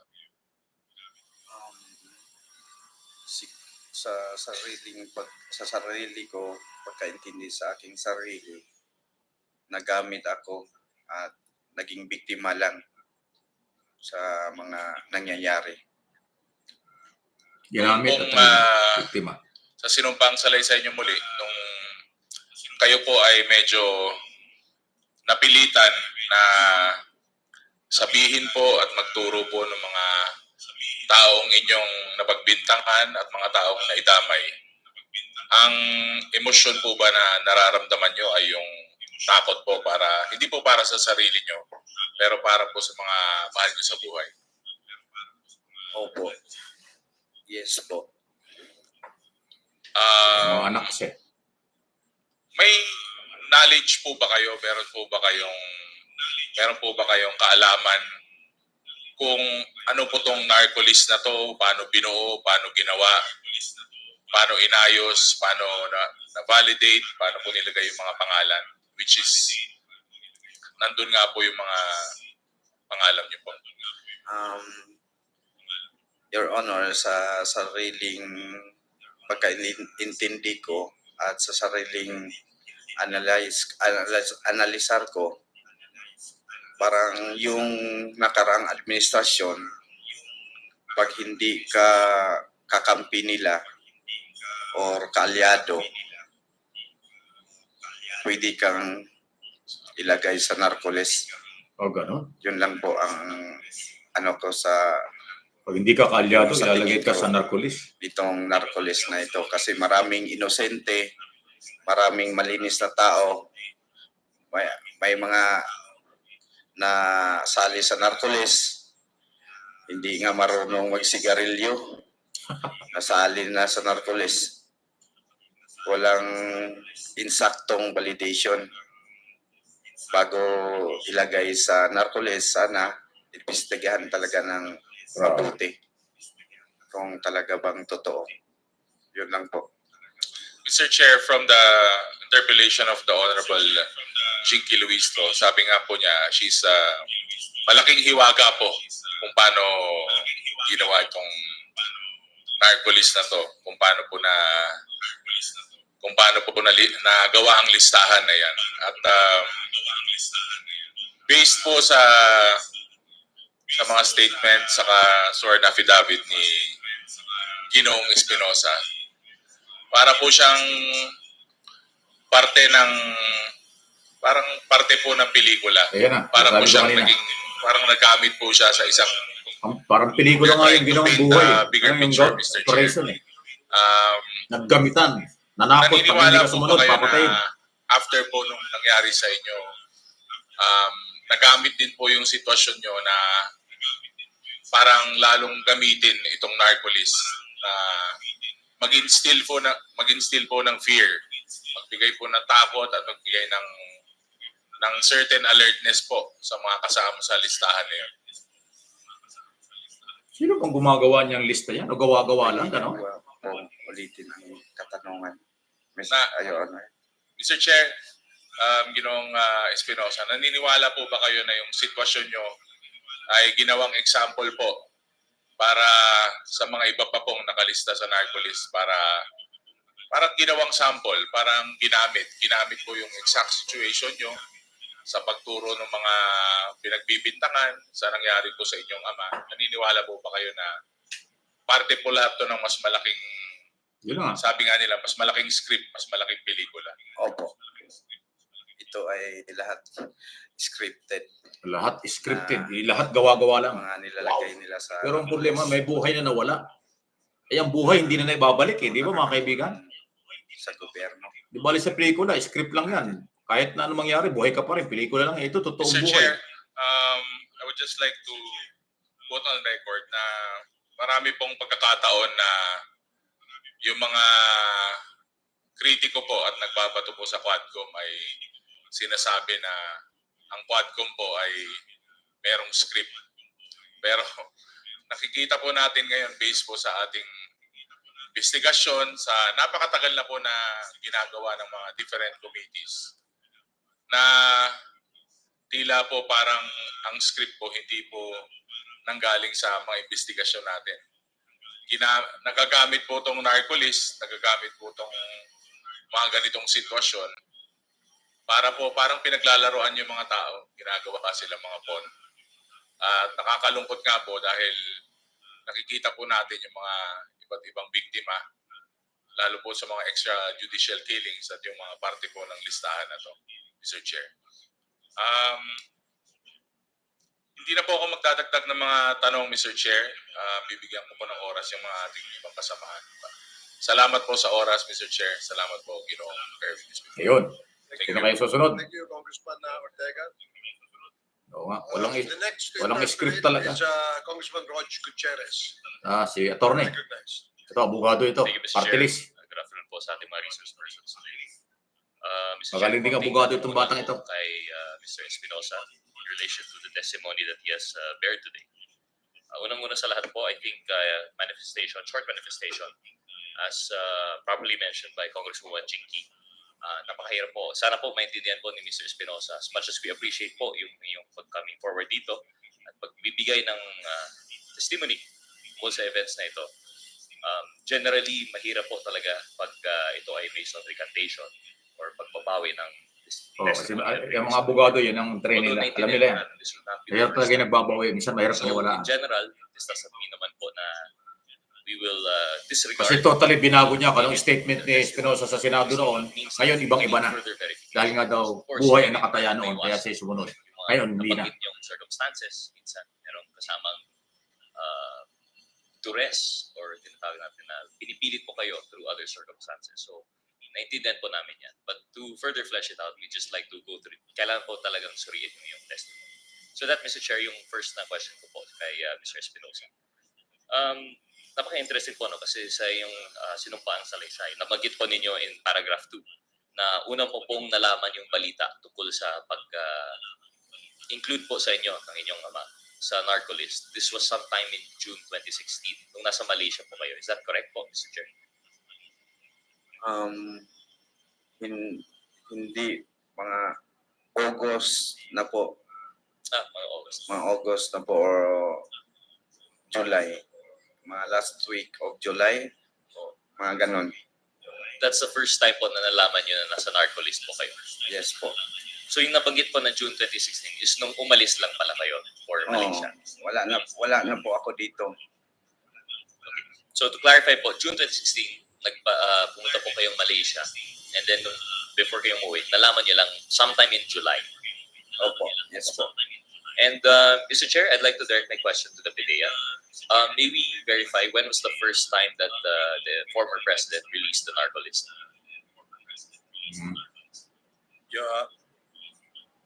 Your Honor, can I ask my intelligence officer who is... Ito chip ng hindi naka-prepare eh. Simple lang mga tanong ito eh. Hindi kabisado nung chip ng PDEA. Sir, Your Honor, from July 4 until December of 2016, the former president were already showing and mentioning names. But officially, sir, PDEA was tasked to sit down only on January 4 of 2017 to validate the list. The first ever list, sir. Mr. Chair, so given that information, if the timeline po is sometime in July, last part of July 2016, this is still the unvalidated list as per PDEA. Would that be correct, Mr. Chair? That's correct, sir. The first list, sir, were already more than 3,000 and it was not yet validated. So it was a raw data that was provided to the PDEA as the secretariat only. And with the intention that it will be validated, sir.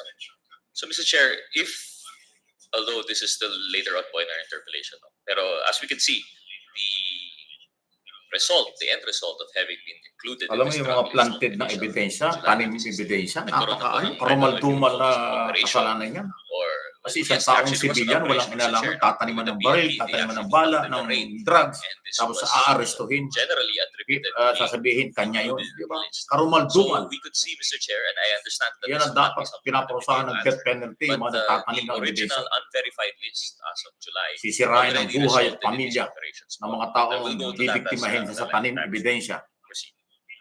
Sabi, Going no? back to Mr. Espinosa, Mr. Chair, Only in the Philippines. katanungan lang po, nabanggit po ninyo sa paragraph number 6. Sabi Pero po ngayon, wala niyo, na sa ganyan. madaling salita, planted lang ng mga polis ang droga na Ayan. sinabi nilang natagpuan sa Ayan, bahay ng planted. aking papa para makasuhan ako at ang aking papa. And later on, you went on to mention, pagkatapos ng raid, sinampahan ako ng kaso. Mga ilang araw lamang lumabas na ang warrant of arrest. Mr. Espinosa, ano po yung mga kasong isinampa sa iyo? Base po dito sa raid na ito. Ang na-experience ko na mga kaso na sinampa sa akin, nalilito na ako sa karami-dami na sinampa sa akin. Pero sa awa ng Diyos, na-dismiss na lahat ng drug cases ko. Drugs cases. Siguro ang maka-explain yan, abogado ko na lang siguro kasi siya ang may alam dyan.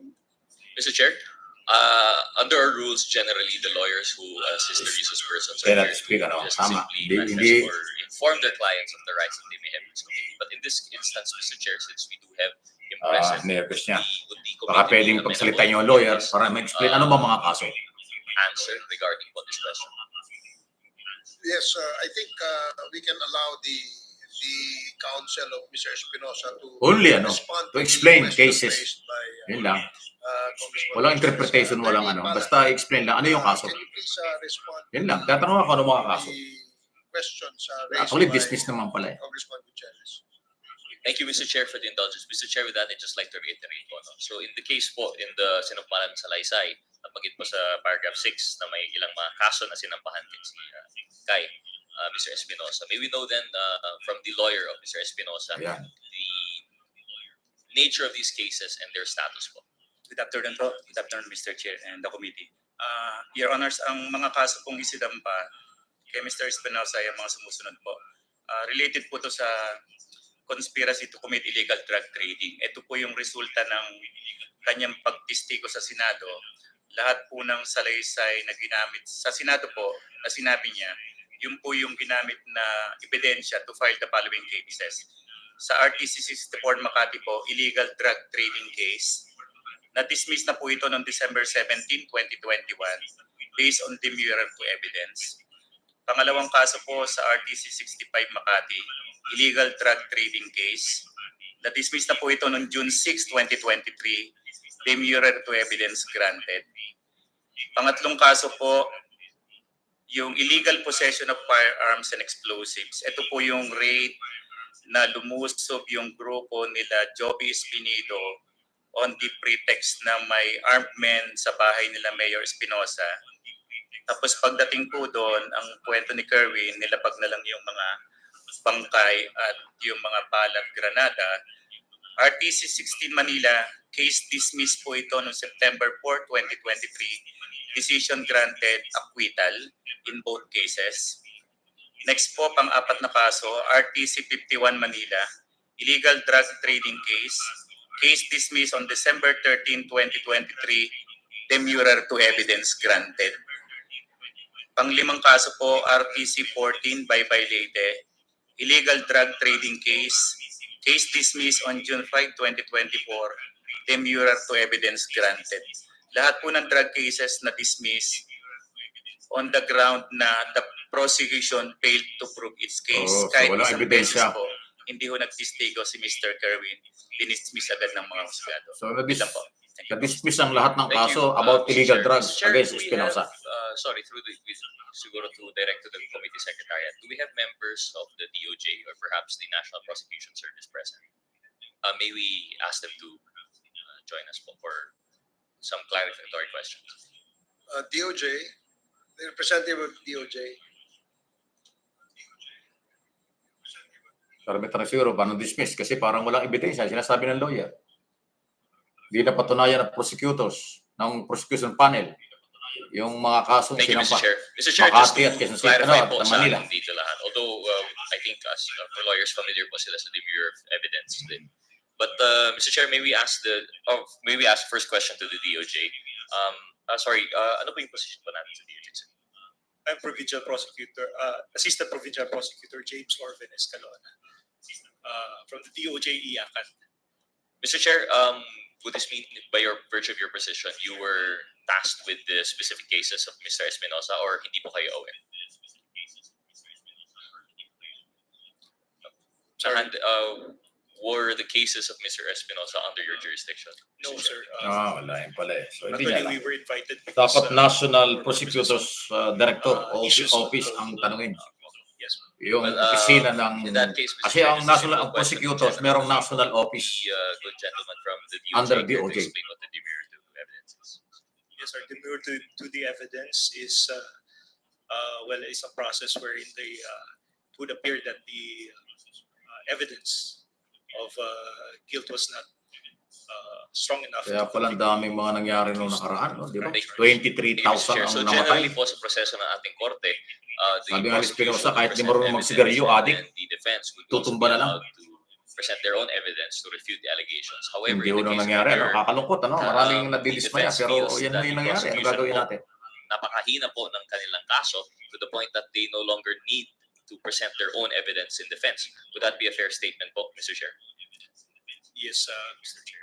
Thank you very much, Mr. Chair. So, Mr. Chair, nakita po natin sa dami-daming kaso na isinampa kay Mr. Kerwin Espinosa. Karamihan po dito ay na-dismiss by virtue of yung demure evidence po. So, this would mean na kulang po yung ebidensya ng prosecution. It begs the question. Kasi nga, planted yung ebidensya. Talagang madidismiss yan. Nagkaroon po tayo ng raid, nagkaroon po tayo ng search warrant, and daming operation po. It seems to be lacking po, no, Mr. Chair. So that's just something for us to consider later on, especially in consideration of the testimony that Mr. Kerwin was mentioning earlier. Mr. Chair, then my next question is on paragraph number 9. Nabanggit po dito na may issue na search warrant dahil may baril at droga daw siya sa loob ng selda. Mr. Chair, this is in relation po to the father.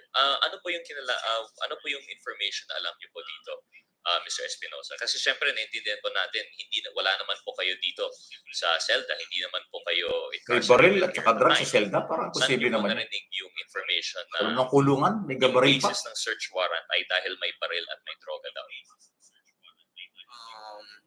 Sa mga detainee na lang po.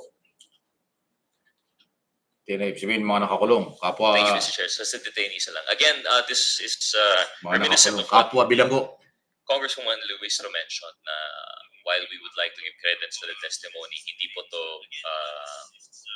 personal knowledge ni Mr. Espinosa. But it's something that we can consider na possible. I'll just go through po the list of yung dito sa yung testimony before I ask further questions. Mr. Chair, yung sa paragraph number 12, nabanggit po dito. Dapat si Richard Gomez sumingit, magtanong kasi nabanggit yung pangalan niya. Yung pagdating niyo po galing sa Abu Dhabi, nili po kayo dito sa Pilipinas. Bandang alas 11 ng gabi, sinundo ako ng mga kapulisan dito sa Ayun Pilipinas. na naman si Richard, dapat si Richard Gomez sumingit eh. Kasi nabanggit yung pangalan niya kanina. Sa akin ay si General Bato de la Para Rosa. sa clarification. Saan sinabi niya sa akin na idawit ko si Peter Lim sa kalakaran ng droga sa Pilipinas. Pati na daw si Laila de Lima para matiin. At bago pa man yun, pinilit nila ako na umamin na ako ay may kinalaman sa droga. Ito ay sinasabi niya sa akin habang pupunta ako ng trame. Pagdating namin doon ay may media at press con ang mga polis at sinali nila ako. Mr. Chair, this would be the heaviest allegation in relation to the testimony that Mr. Espinosa has put forth during the Senate hearings. Siyempre po, naging basehan po yung kanyang testimony sa Senado for various cases.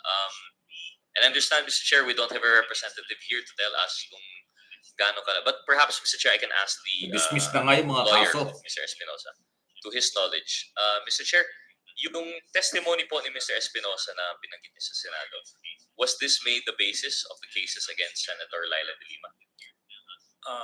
Mr. Chair, ang recollection ko po dyan, yung testimony ni Kerwin sa Senado was used by the government to file cases against several persons like Kerwin Espinosa, Peter Kong, Marcelo Adorco, Lapli Impal, Ruel Palandangan, and others. Pero hindi po nakasama ni Kerwin sa mga kasong ito si Senator De Lima.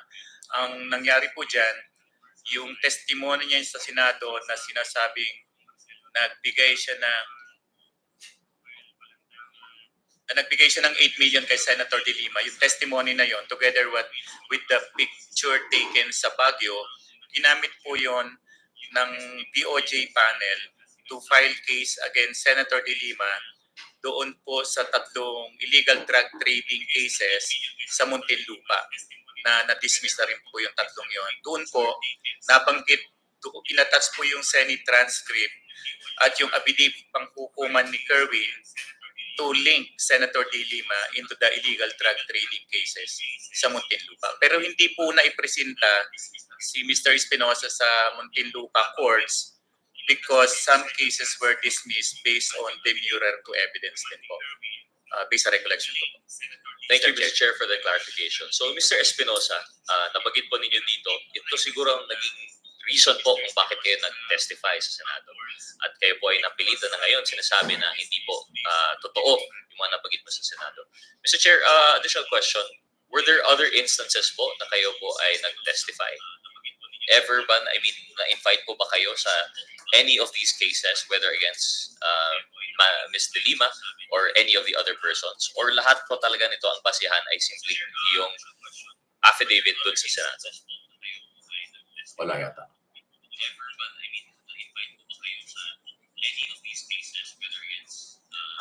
Sa mga kaso ko po, nag-testify lang po ako sa court, yung sa baril po. At yung ibang cases, drug cases, hindi na po ako nakapag-testify kasi nag-grant yung demurrer of evidence namin po. Mr. Chair, thank you. Pero naintindihan ko po na yung kaso doon sa illegal firearms and yung sa drug cases, this is in relation kaso against you po. Pero were you ever presented as witness? Kayo po ay naimbita bilang testigo in cases against other persons po? Hindi naman po. Wala po. So despite having coming forward sa Senado, despite the heavy allegations that you put forward sa iyong mga affidavits sa Senado at statements that you have made under oath, never po kayo na-invite in any other case po? Hindi po, wala po. Thank you, Mr. Chair. Mr. Chair, my next question is on paragraph 17. Nabanggit po ninyo dito na noong natapos ang salaysay ko, after 2 days, pumunta si General Bato para kausapin ako. Pagkatapos ito ay tinawagan namin si Jovi Espinido gamit ang cellphone niya para tanungin siya tungkol sa CCTV footage ng Zelan Hotel sa Albuera, Leyte.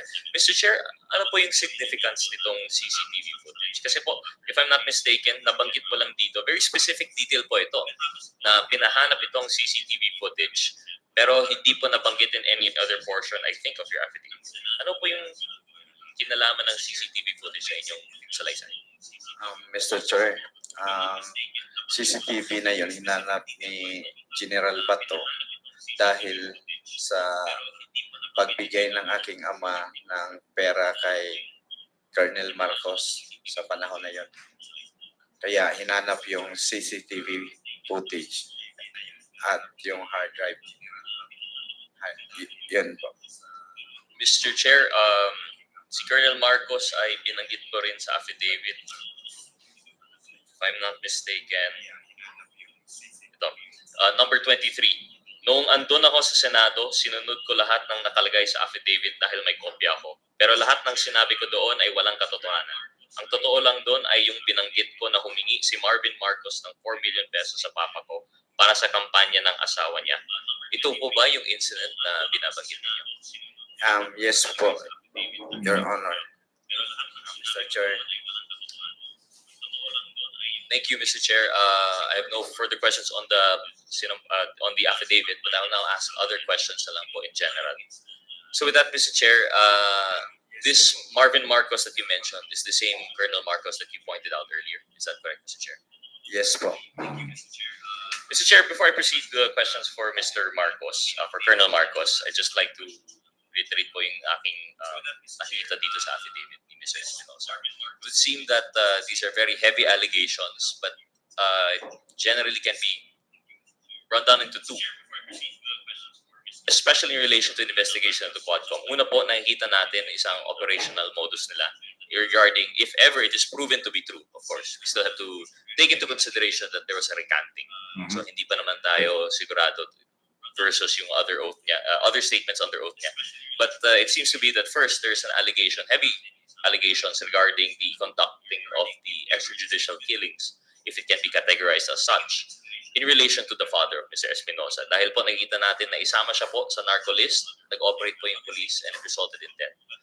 I don't know if this is part of their modus, but if he could be considered a high-value target, which is the second component na yung Oplan double barrel. But here we see how the narco list plays into the operation of the PNP. But on the second, and I think is more pressing, if it is proven true po yung testimony ni Mr. Espinosa at Isyu. Sana magtanong si Richard Gomez, yan ang gusto kong abangan kasi binanggit yung pangalan niya na gustong isali sa narcolis. Pero hindi pumayag si Espinosa dahil wala naman daw alam at saka hindi pumayag si... I'm not sure, pero Mr. Espinosa, may kinalaman po ba yung raid sa bahay ng iyong father?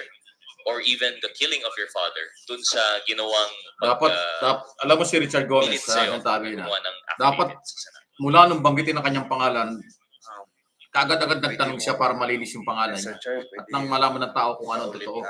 Hindi naman yung papayagan naman ng chairman yan. Ang problema na nahimik si Gomez hanggang ngayon tahimik. Nandiyan naman siya sa hearing pero hindi siya nagtatanong o nakapila sa magtatanong pero dapat unahin niya. Kasi usually pagka ganyan, unang nabanggit yung pangalan mo, nabanggit ang pangalan mo sa hearing na ganyan, dapat sumakay ka na.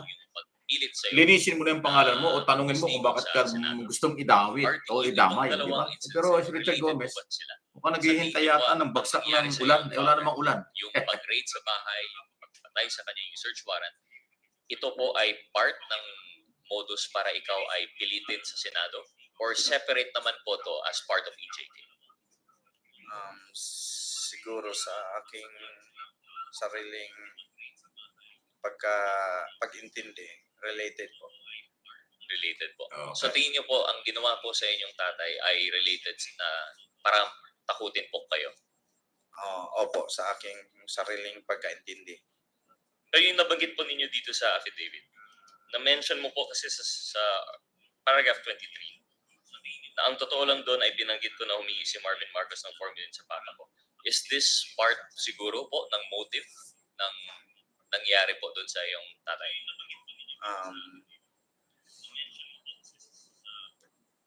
Hindi siguro. Coincidence na po yun. Saka iba naman yun. Pang-election man yung perang hinihingi. Ang nangyari sa papa Next.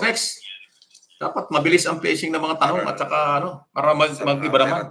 May nasa likod. Nagiging redundant eh. Nagbigay ng instructions sa kanila na ito ang gawin mo. Hindi ito ang motive ng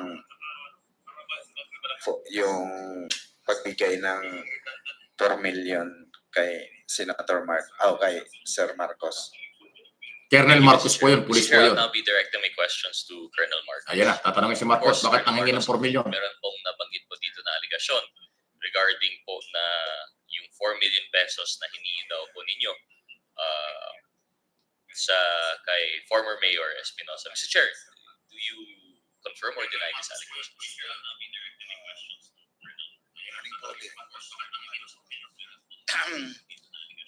First of all, sir, pertaining po sa sinasabi po ni Kevin tungkol po sa... Hina ng boses ni laking tao eh. Sa Senate hearing po, ang sabi niya 3 million. Ngayon, ang sabi niya 4 million. Tapos sabi daw ng tatay niya. So he has no personal knowledge. I've already denied this several times. So hindi totoo raw, sabi ni Marcos. During the time of his accusation, or sinasabi niya, siguro sinasabi niya yan kasi galit siya sa akin. Sabi ko, dahil sa nangyari sa tatay niya, normal po na reaksyon ng isang tao.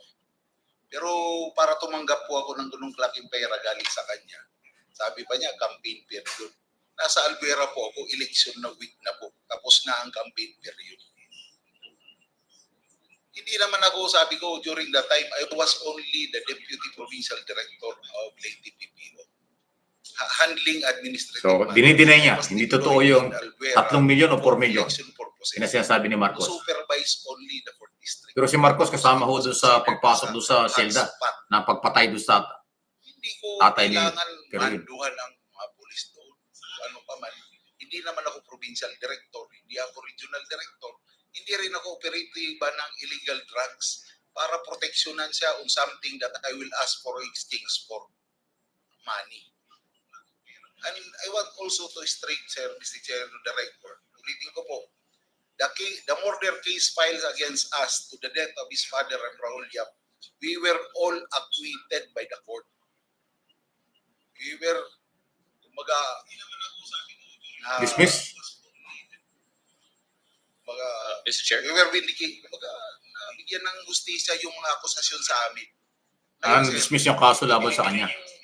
Rate na 11 kilos. Mr. Chair, It was for... point of order. What is the point of order? Layo na nasagot eh. The resource person is not answering appropriately the question of the Honorable Rodriguez. Yung pera lang tinatanong eh. I think we should remind the resource person to answer directly the question of the Honorable Congressman. Thank you, Mr. Chair. Thank you, Congressman. Tinatanong, totoo ba tumanggap ka ng pera? Humingi ka ng pera? Yun lang naman. The questions asked by Pati kaso kasi binanggit pa eh. Congressman Gutierrez. Mr. Chair, thank you. Yes, sir. Although I believe Colonel Marcos did answer yung allegations for me. It's just that he went on to discuss other things. But I hope the good Colonel could understand that we have a line of questioning and it's one topic, one answer lang naman po. No? Yes, We will proceed with the raid po siguro at a later time. Yes, sir. Yes, Mr. Chair. His statement is not true. Most of his statement na sinabi niya kanina, marami po doon hindi totoo. Thank you, Mr. Chair. Mr. Chair, follow-up question on that. But did your wife run for office at the time, Mr. Chair? Colonel Marcos, can you please answer the question? Tinatanong Yes, nga. Mr. Chair, sorry. A follow-up question, Colonel. If you're, just to confirm na yung asawa niyo po ay tumakbo as Yes, alleged na during that kandidato time, po. on 2016, she ran for Vice Mayor of Pastrana, Leyte, pero she lost in the election. Thank you, Mr. Chair. Mr. Hindi Chair, naman tinatanong kung nanalo eh. questions naman Tinatanong po, tumakbo Colonel lang. Marcos, and siguro from this point on, you'll be able to Tinanong eh explain your kung side tumakbo. po. Hindi naman tinanong kung nanalo. Because I Tumakbo. agree with Pati pagkatalo, binanggit pa ni Congressman Kernel. Excited si Kernel. Kernel Marcos, good morning. Good afternoon pala. Mr. Espinosa would be shaded with doubt kasi po this is based on this is a recanting of a previous testimony under oath, previously affidavit sworn under oath. However, what draws our attention is that it is surrounded by apparent irregularities, Mr. Chair. Mr. Chair, I mentioned this because one glaring thing that we've seen is yung the circumstances surrounding the death of the former Mayor Espinosa. So in relation to that, I have some follow-up questions. Mr. Chair, at the time si Colonel Marcos, kayo po ay CIDG ng hepe ng CIDG for Region 8. Tama po ba? Yes, Mr. Chair. Mr. Chair, ano po yung inyong katungkulan bilang chief ng CIDG? Way back 2016, during the raid in Baybay City Jail, I was the regional chief of Yan, ayun. Sumagot ka. Ikaw na yan. Regional chief po kayo. ng CIDG. Of CIDG. Mr. Chair, so in relation po yung sa kaso ng former mayor, if ever, kasi I believe the case that was, if correct, ano po yung kaso that became basis for the issuance of the search warrant? Kaya po kami nag-apply ng search warrant yan because during the raid of Colonel Espinido, in which they were able to recover 11 kilos of shabu and several firearms. Not only firearms, but bank documents involving 5.1 billion pesos in current account and another intact money of a fake corporation by his family named Blue Oceanic Corporation, found out by AMLA, amounting to 5.1 billion. This was pronounced by the former president. Na-check po ito na positive yung pera na yan. Yung sinasabi niya magpapakatotoo siya, ba't hindi niya sa uli yung pera na yan? Ang dami niyang biktima. Mr. Chair? Then, the issuance po yung search warrant is kasi si Espinido po nag-grade pero joined kami as investigation team. So we were the one who filed the case, kaya po lumabas ang warrant of arrest ni Mayor Espinosa at saka po ni Kerwin Espinosa. And during the issuance of warrant of arrest, hindi po si Judge Cabaluna ang nag-issue ng search warrant. Mali po yung sinasabi niya. Ang nag-issue ng search warrant, judge po ng Samar, si Judge Sabari. At tapos, I'm stating here statements based on records and public records. Sa warrant of arrest na issue, Major Laraga filed application for search warrant because of an valid information that there were continuous of drug trade inside the Baybay City Jail. And some of the jail guards are involved. Sige, Colonel Marcos. Yung po ang dahilan bakit po kami nag-apply ng search warrant. Kaya po namin in-implement yun. At saka yung sinasabi niya nag-face the wall, hindi po kami pinapapasok sa jail. Kaya po namin ni-restraint yung mga jail guard doon kasi they were armed. Kasi warrant. Is that the question you asked, Colonel Marcos? Mr. Chair, more than what I was seeking, but that's fine, Mr. Chair. Yun nga, Mr. Chair. Colonel Marcos, bibigyan ka namin ng pagkakataon magsalita. Ang ginagawa natin ay yung tanong, yun lang muna sagutin mo. Okay? Para hindi ho tayo tumagal. Now, you have, please wrap up, Congressman Gutierrez. Mr. Chair, yung katanungan ko po natin is kung ano po yung basis ng search warrant. I understand that there are a lot of preliminary facts that would establish any need. But for one, yung nabanggit po na AMLA, I'm not sure if bank transactions would be covered by search warrant dun sa Libya. But I understand eventually nasagot naman ni Colonel Marcos na the reason that they needed a search warrant was some alleged irregularities within Baybay sub-provincial jail. Tama po ba? Yes, inside the provincial jail. And we have also information that Mayor Espinosa was allowed to go out during night time by the jail warden. Mr. Chair, but based on records po, yung violation that was made basis for the search warrant was violation of RA 10591 or the Comprehensive Firearms and Ammunitions Regulation Act. Nabanggit po ninyo earlier that the basis was illegal drug trade. Which po kaya, Mr. Chair? Pareho po, Mr. Chair. Mayroon pong information na continuous ang drug trade. Mayroon din pong information that they were may armas po na nandoon na hawak po yung si Raul Yap at so kina-counter niya yung testimonya ni Espinosa itong si Colonel Marcos. Kung niyakap si Mayor Espinosa based on record. Mr. Chair, again, I would like to Ang layo kasi ng sagot ni Marcos ask for a point of order. Yes, Congressman Ako. May we ask the resource person to answer directly the question of the Honorable Gutierrez? Kasi yung sinasagot mo, Colonel Marcos, ay hindi na appropriate dun sa katanungan ni Honorable Gutierrez. Antayin mo na ako magtanong sa iyo. Mr. Chair, thank you for that point of order. And Mr. Chair, the issue nga po is that there seemed to be a disconnect. Although there might be an information for both illegal drug trade and violations of the Comprehensive Firearms and Ammunitions Regulation Act. Parang may galit si Marcos galit si Colonel Marcos Kaya yung mga sinasagot niya malayo sa tanong ni Congressman Mr. Chair, if I would be yes, please, your last question. Thank you. Normal po ba na nagsaserve ng search warrant sa loob ng kulungan? If ever, since I'm wrapping up, Mr. I had more questions, Mr. Chair, but I'll probably reserve it for another round. Pero if Colonel Marcos could narrate to us any other instance in which a search warrant was issued against a jail in his watch. Thank you, Mr. Chair. Actually, sir, when we apply for the search warrant, there's no prohibition or any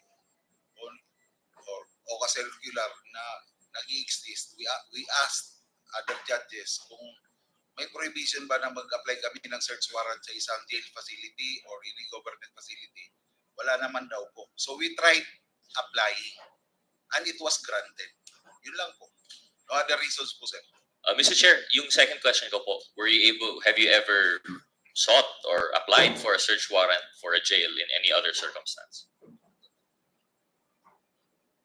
Wala. Meron po yung sa Abuyo Penal Colony po, sir.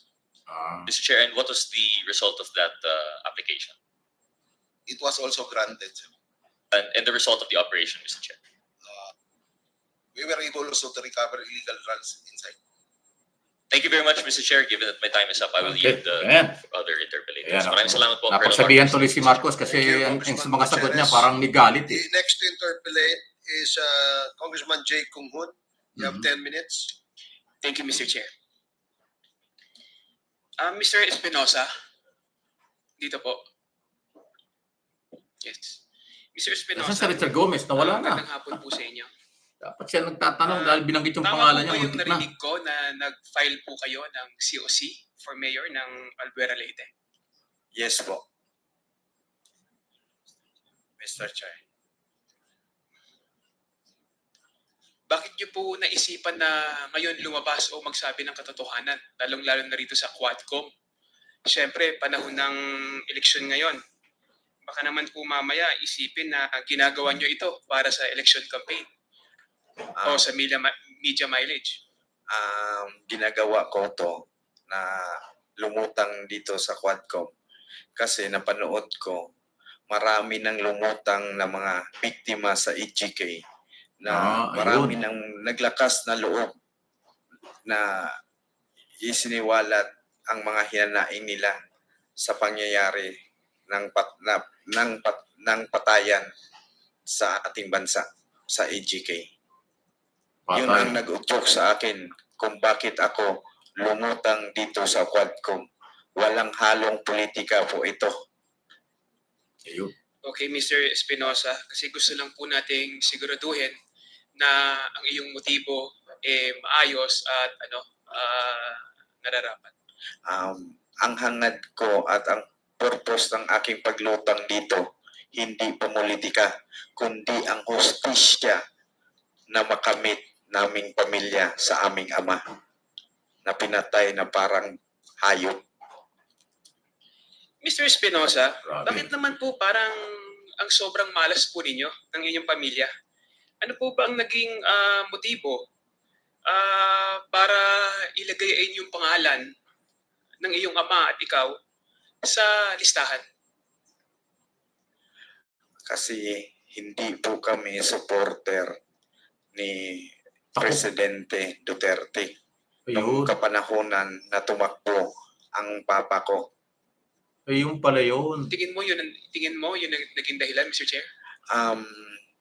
Sa tingin ko, yun ang dahilan. Ganun pala. Kasi maraming mga biktima na hindi supporters niya, ganun din ang nangyari.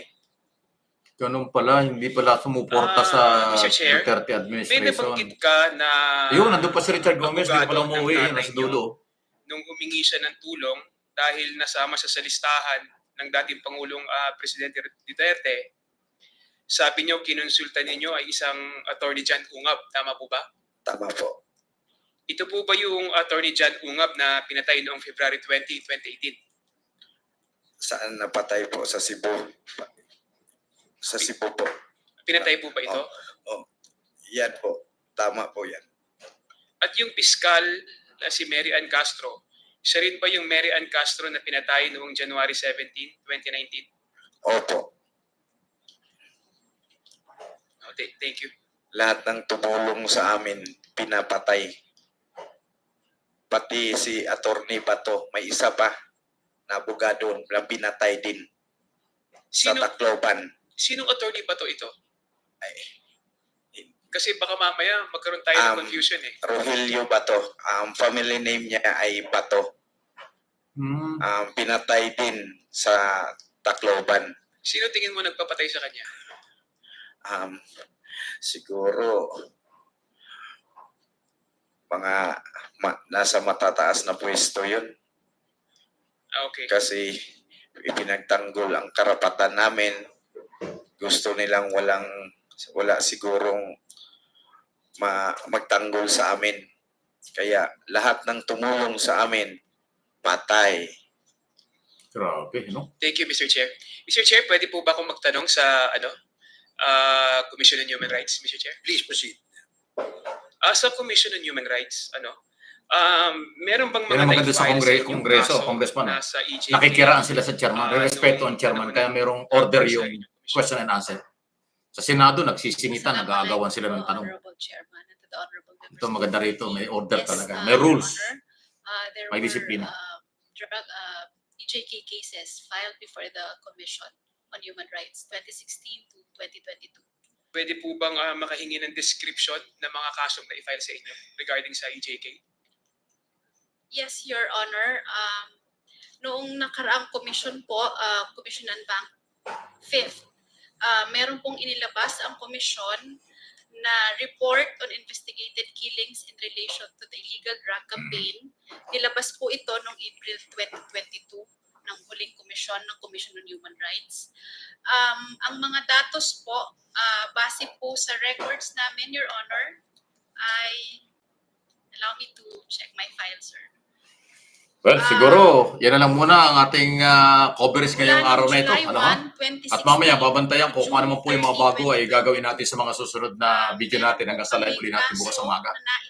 Pero ito ho, malinaw dito, bilang recap na lang ho para doon sa mga huling nanonood, ilang taga-subaybay natin o ating mga nanonood, si Kerwin Espinosa, anak ni Mayor Espinosa na pinatay noong 2016 sa loob ng kulungan, yan po sa kanilang probinsya. Ang nagsabi po ngayon na ang lahat ng kanyang sinabi doon sa Senado ay binaligtad niya ngayon. Dahil nung araw, tinatakot lang daw sila. Pinagbantaang papatayin siya at ang kanyang pamilya kung hindi siya susunod doon sa script na sila ang tinukoy niya. Kaya masakit ito. Si Senador Bato noon ay PNP chief ang itinuturo na nasa likod daw ng parang pag-uutos kung ano ang kanyang gagawin. At sa takot niya, lahat ng pinapagawa, inaamin or ginagawa niya. Sabi nga niya, ultimo daw pagpatay kay Rizal, aaminin niya yun eh. Sa tindi ng pananakot sa kanila. So, ayan po yung sinasabi niya. At ngayon, kaya nga ang ating apila, sana si Senador Bato ay lumabas at magpaliwanag. Mr. Senador, alagay ko panahon na para ikaw paliwanag para linisin mo ngayon sarili. Dito ho sa mga paratang na ito ng Batang Espinosa na ngayon po ay malaya na dahil dismiss lahat ang kanyang kaso sa illegal drugs. Pero ang problema, marami palang namatay. Lahat pala ng mga kumakampi sa kanila ng mga panahong yun namatay. Lahat pala ng mga kaso noon ay na-dismiss dahil walang matibay na ebidensya ang mga otoridad at lalo na ang prosecution panel. So more or less yan po ito nangyari ngayong araw. Actually, matagal pa ito. Aabutin ng gabi ito. Kasi 5 pa lang congressman na nagtatanong. Ang dami magtatanong dyan. Inintay natin si Richard Gomez. Ayaw naman sumagot eh. Si Richard Gomez, kaya ako binabanggit natin kasi sinabi ni Espinosa, si Richard Gomez isinasama doon sa narcolis. Pero hindi siya pumayag dahil sabi niya hindi naman yan eh. Wala namang kinalaman yan eh. Noon, si Richard Gomez, na artista ngayon, o artista noon hanggang ngayon, congressman ngayon niya, dati yung Ormoc City Mayor, asawa ni Lucy Torres. Dapat si Richard Gomez binigyan ng priority o nag-voluntaring magtanong para linisin yung pangalan. Ang problema, nanonood lang eh. Hindi mo nakikialam pa. Ewan ko kung anong oras siya magtatanong. Hindi naman natin pwedeng hintayin. Mamaya hating gabi yan. Dahil kasi abutin ng gabi ito, maniwala kayo. Isang testigo pa lang ang kailangan iharap. Ay, ang sinasabi kanina, meron 5 bagong testigo na ihaharap dito sa Quad Committee. Isa pa lang, hindi pa nga tapos eh. So, mahabang usapan ito. Pero babantayan ko yun mamaya. At kung ano man po ang bago, ipararating ko sa inyo na ating mga taga-subaybay. Kaya pansamantala, kakat ko muna ito, pasantabi na po kasi naka3 oras mahigit na ako eh. Siguro naman, more or less, alam na kayo, yung iba nakatulog na, yung iba siguro napagod na rin. So, i-recap natin yan sa mga susunod na pagkakataon kung ano yung mga more or less nangyari dito sa Quadcom public hearing sa issue ng extrajudicial killing, human rights violation, umano ang nangyari sa nakarang administration. So, God is good. Tayo muli nagkasama-sama. Salamat po sa inyong oras. Pasensya na po sa napuyat natin dahil iba-ibang oras sa buong mundo. Naniwala kayo hindi sa sinasabing ito ni Espinosa, nasa inyo na po yun. Lahat tayo ay malaya sa ating interpretation at opinion sa kung ano ating naririnig. Pero ang ating ipagdasal, sana hindi na maulit ang mga human rights violation. Sana magkaroon ng kapayapaan ng ating bansa. Sumunod tayo sa rule of law, sumunod sa mga batas, itigil na ang karahasan dahil walang kabutihan ito para sa ating bansa at sa pamilyang Pilipino. Especially sa mga mahirap na walang kakayanan, bigyan ng proteksyon ang kanilang sarili dahil sa hirap ng buhay. Sana po ay ganon. Kapit tayo, suportahan natin si Pangulong Marcos. Dahil kay Pangulong Marcos na policy, rule of law, Walang human rights violation. Batas ang iiral, sa korte ang labanan, hindi sa bala, hindi sa paglabag sa harapan ng pantao. Malayo ito kung ikukumpara sa nakaraan base sa mga testigong lumabas na noon hanggang ngayon. Okay? So, God is good talaga dahil binibigyan tayo ng pagkakataon. Salamat po muli. Thank you, thank you. At ano man po mga development ay atin hong tatalakayin pa rin yan. Thank you again sa ating pong lahat ng mga nanonood at nagsusubaybay sa mga kaganapang ito. Huwag tayong huwag nating iiwan ito sa darating na mga araw, oras. Basta babantayan ko po at paparating ko sa inyo ang mga development. Salamat po. Ingat lang po. Good afternoon na. Umpisa pa lang, umanang tayo mag-umpisa. Morning pa eh. Ngayon, afternoon na. Galap talaga ha.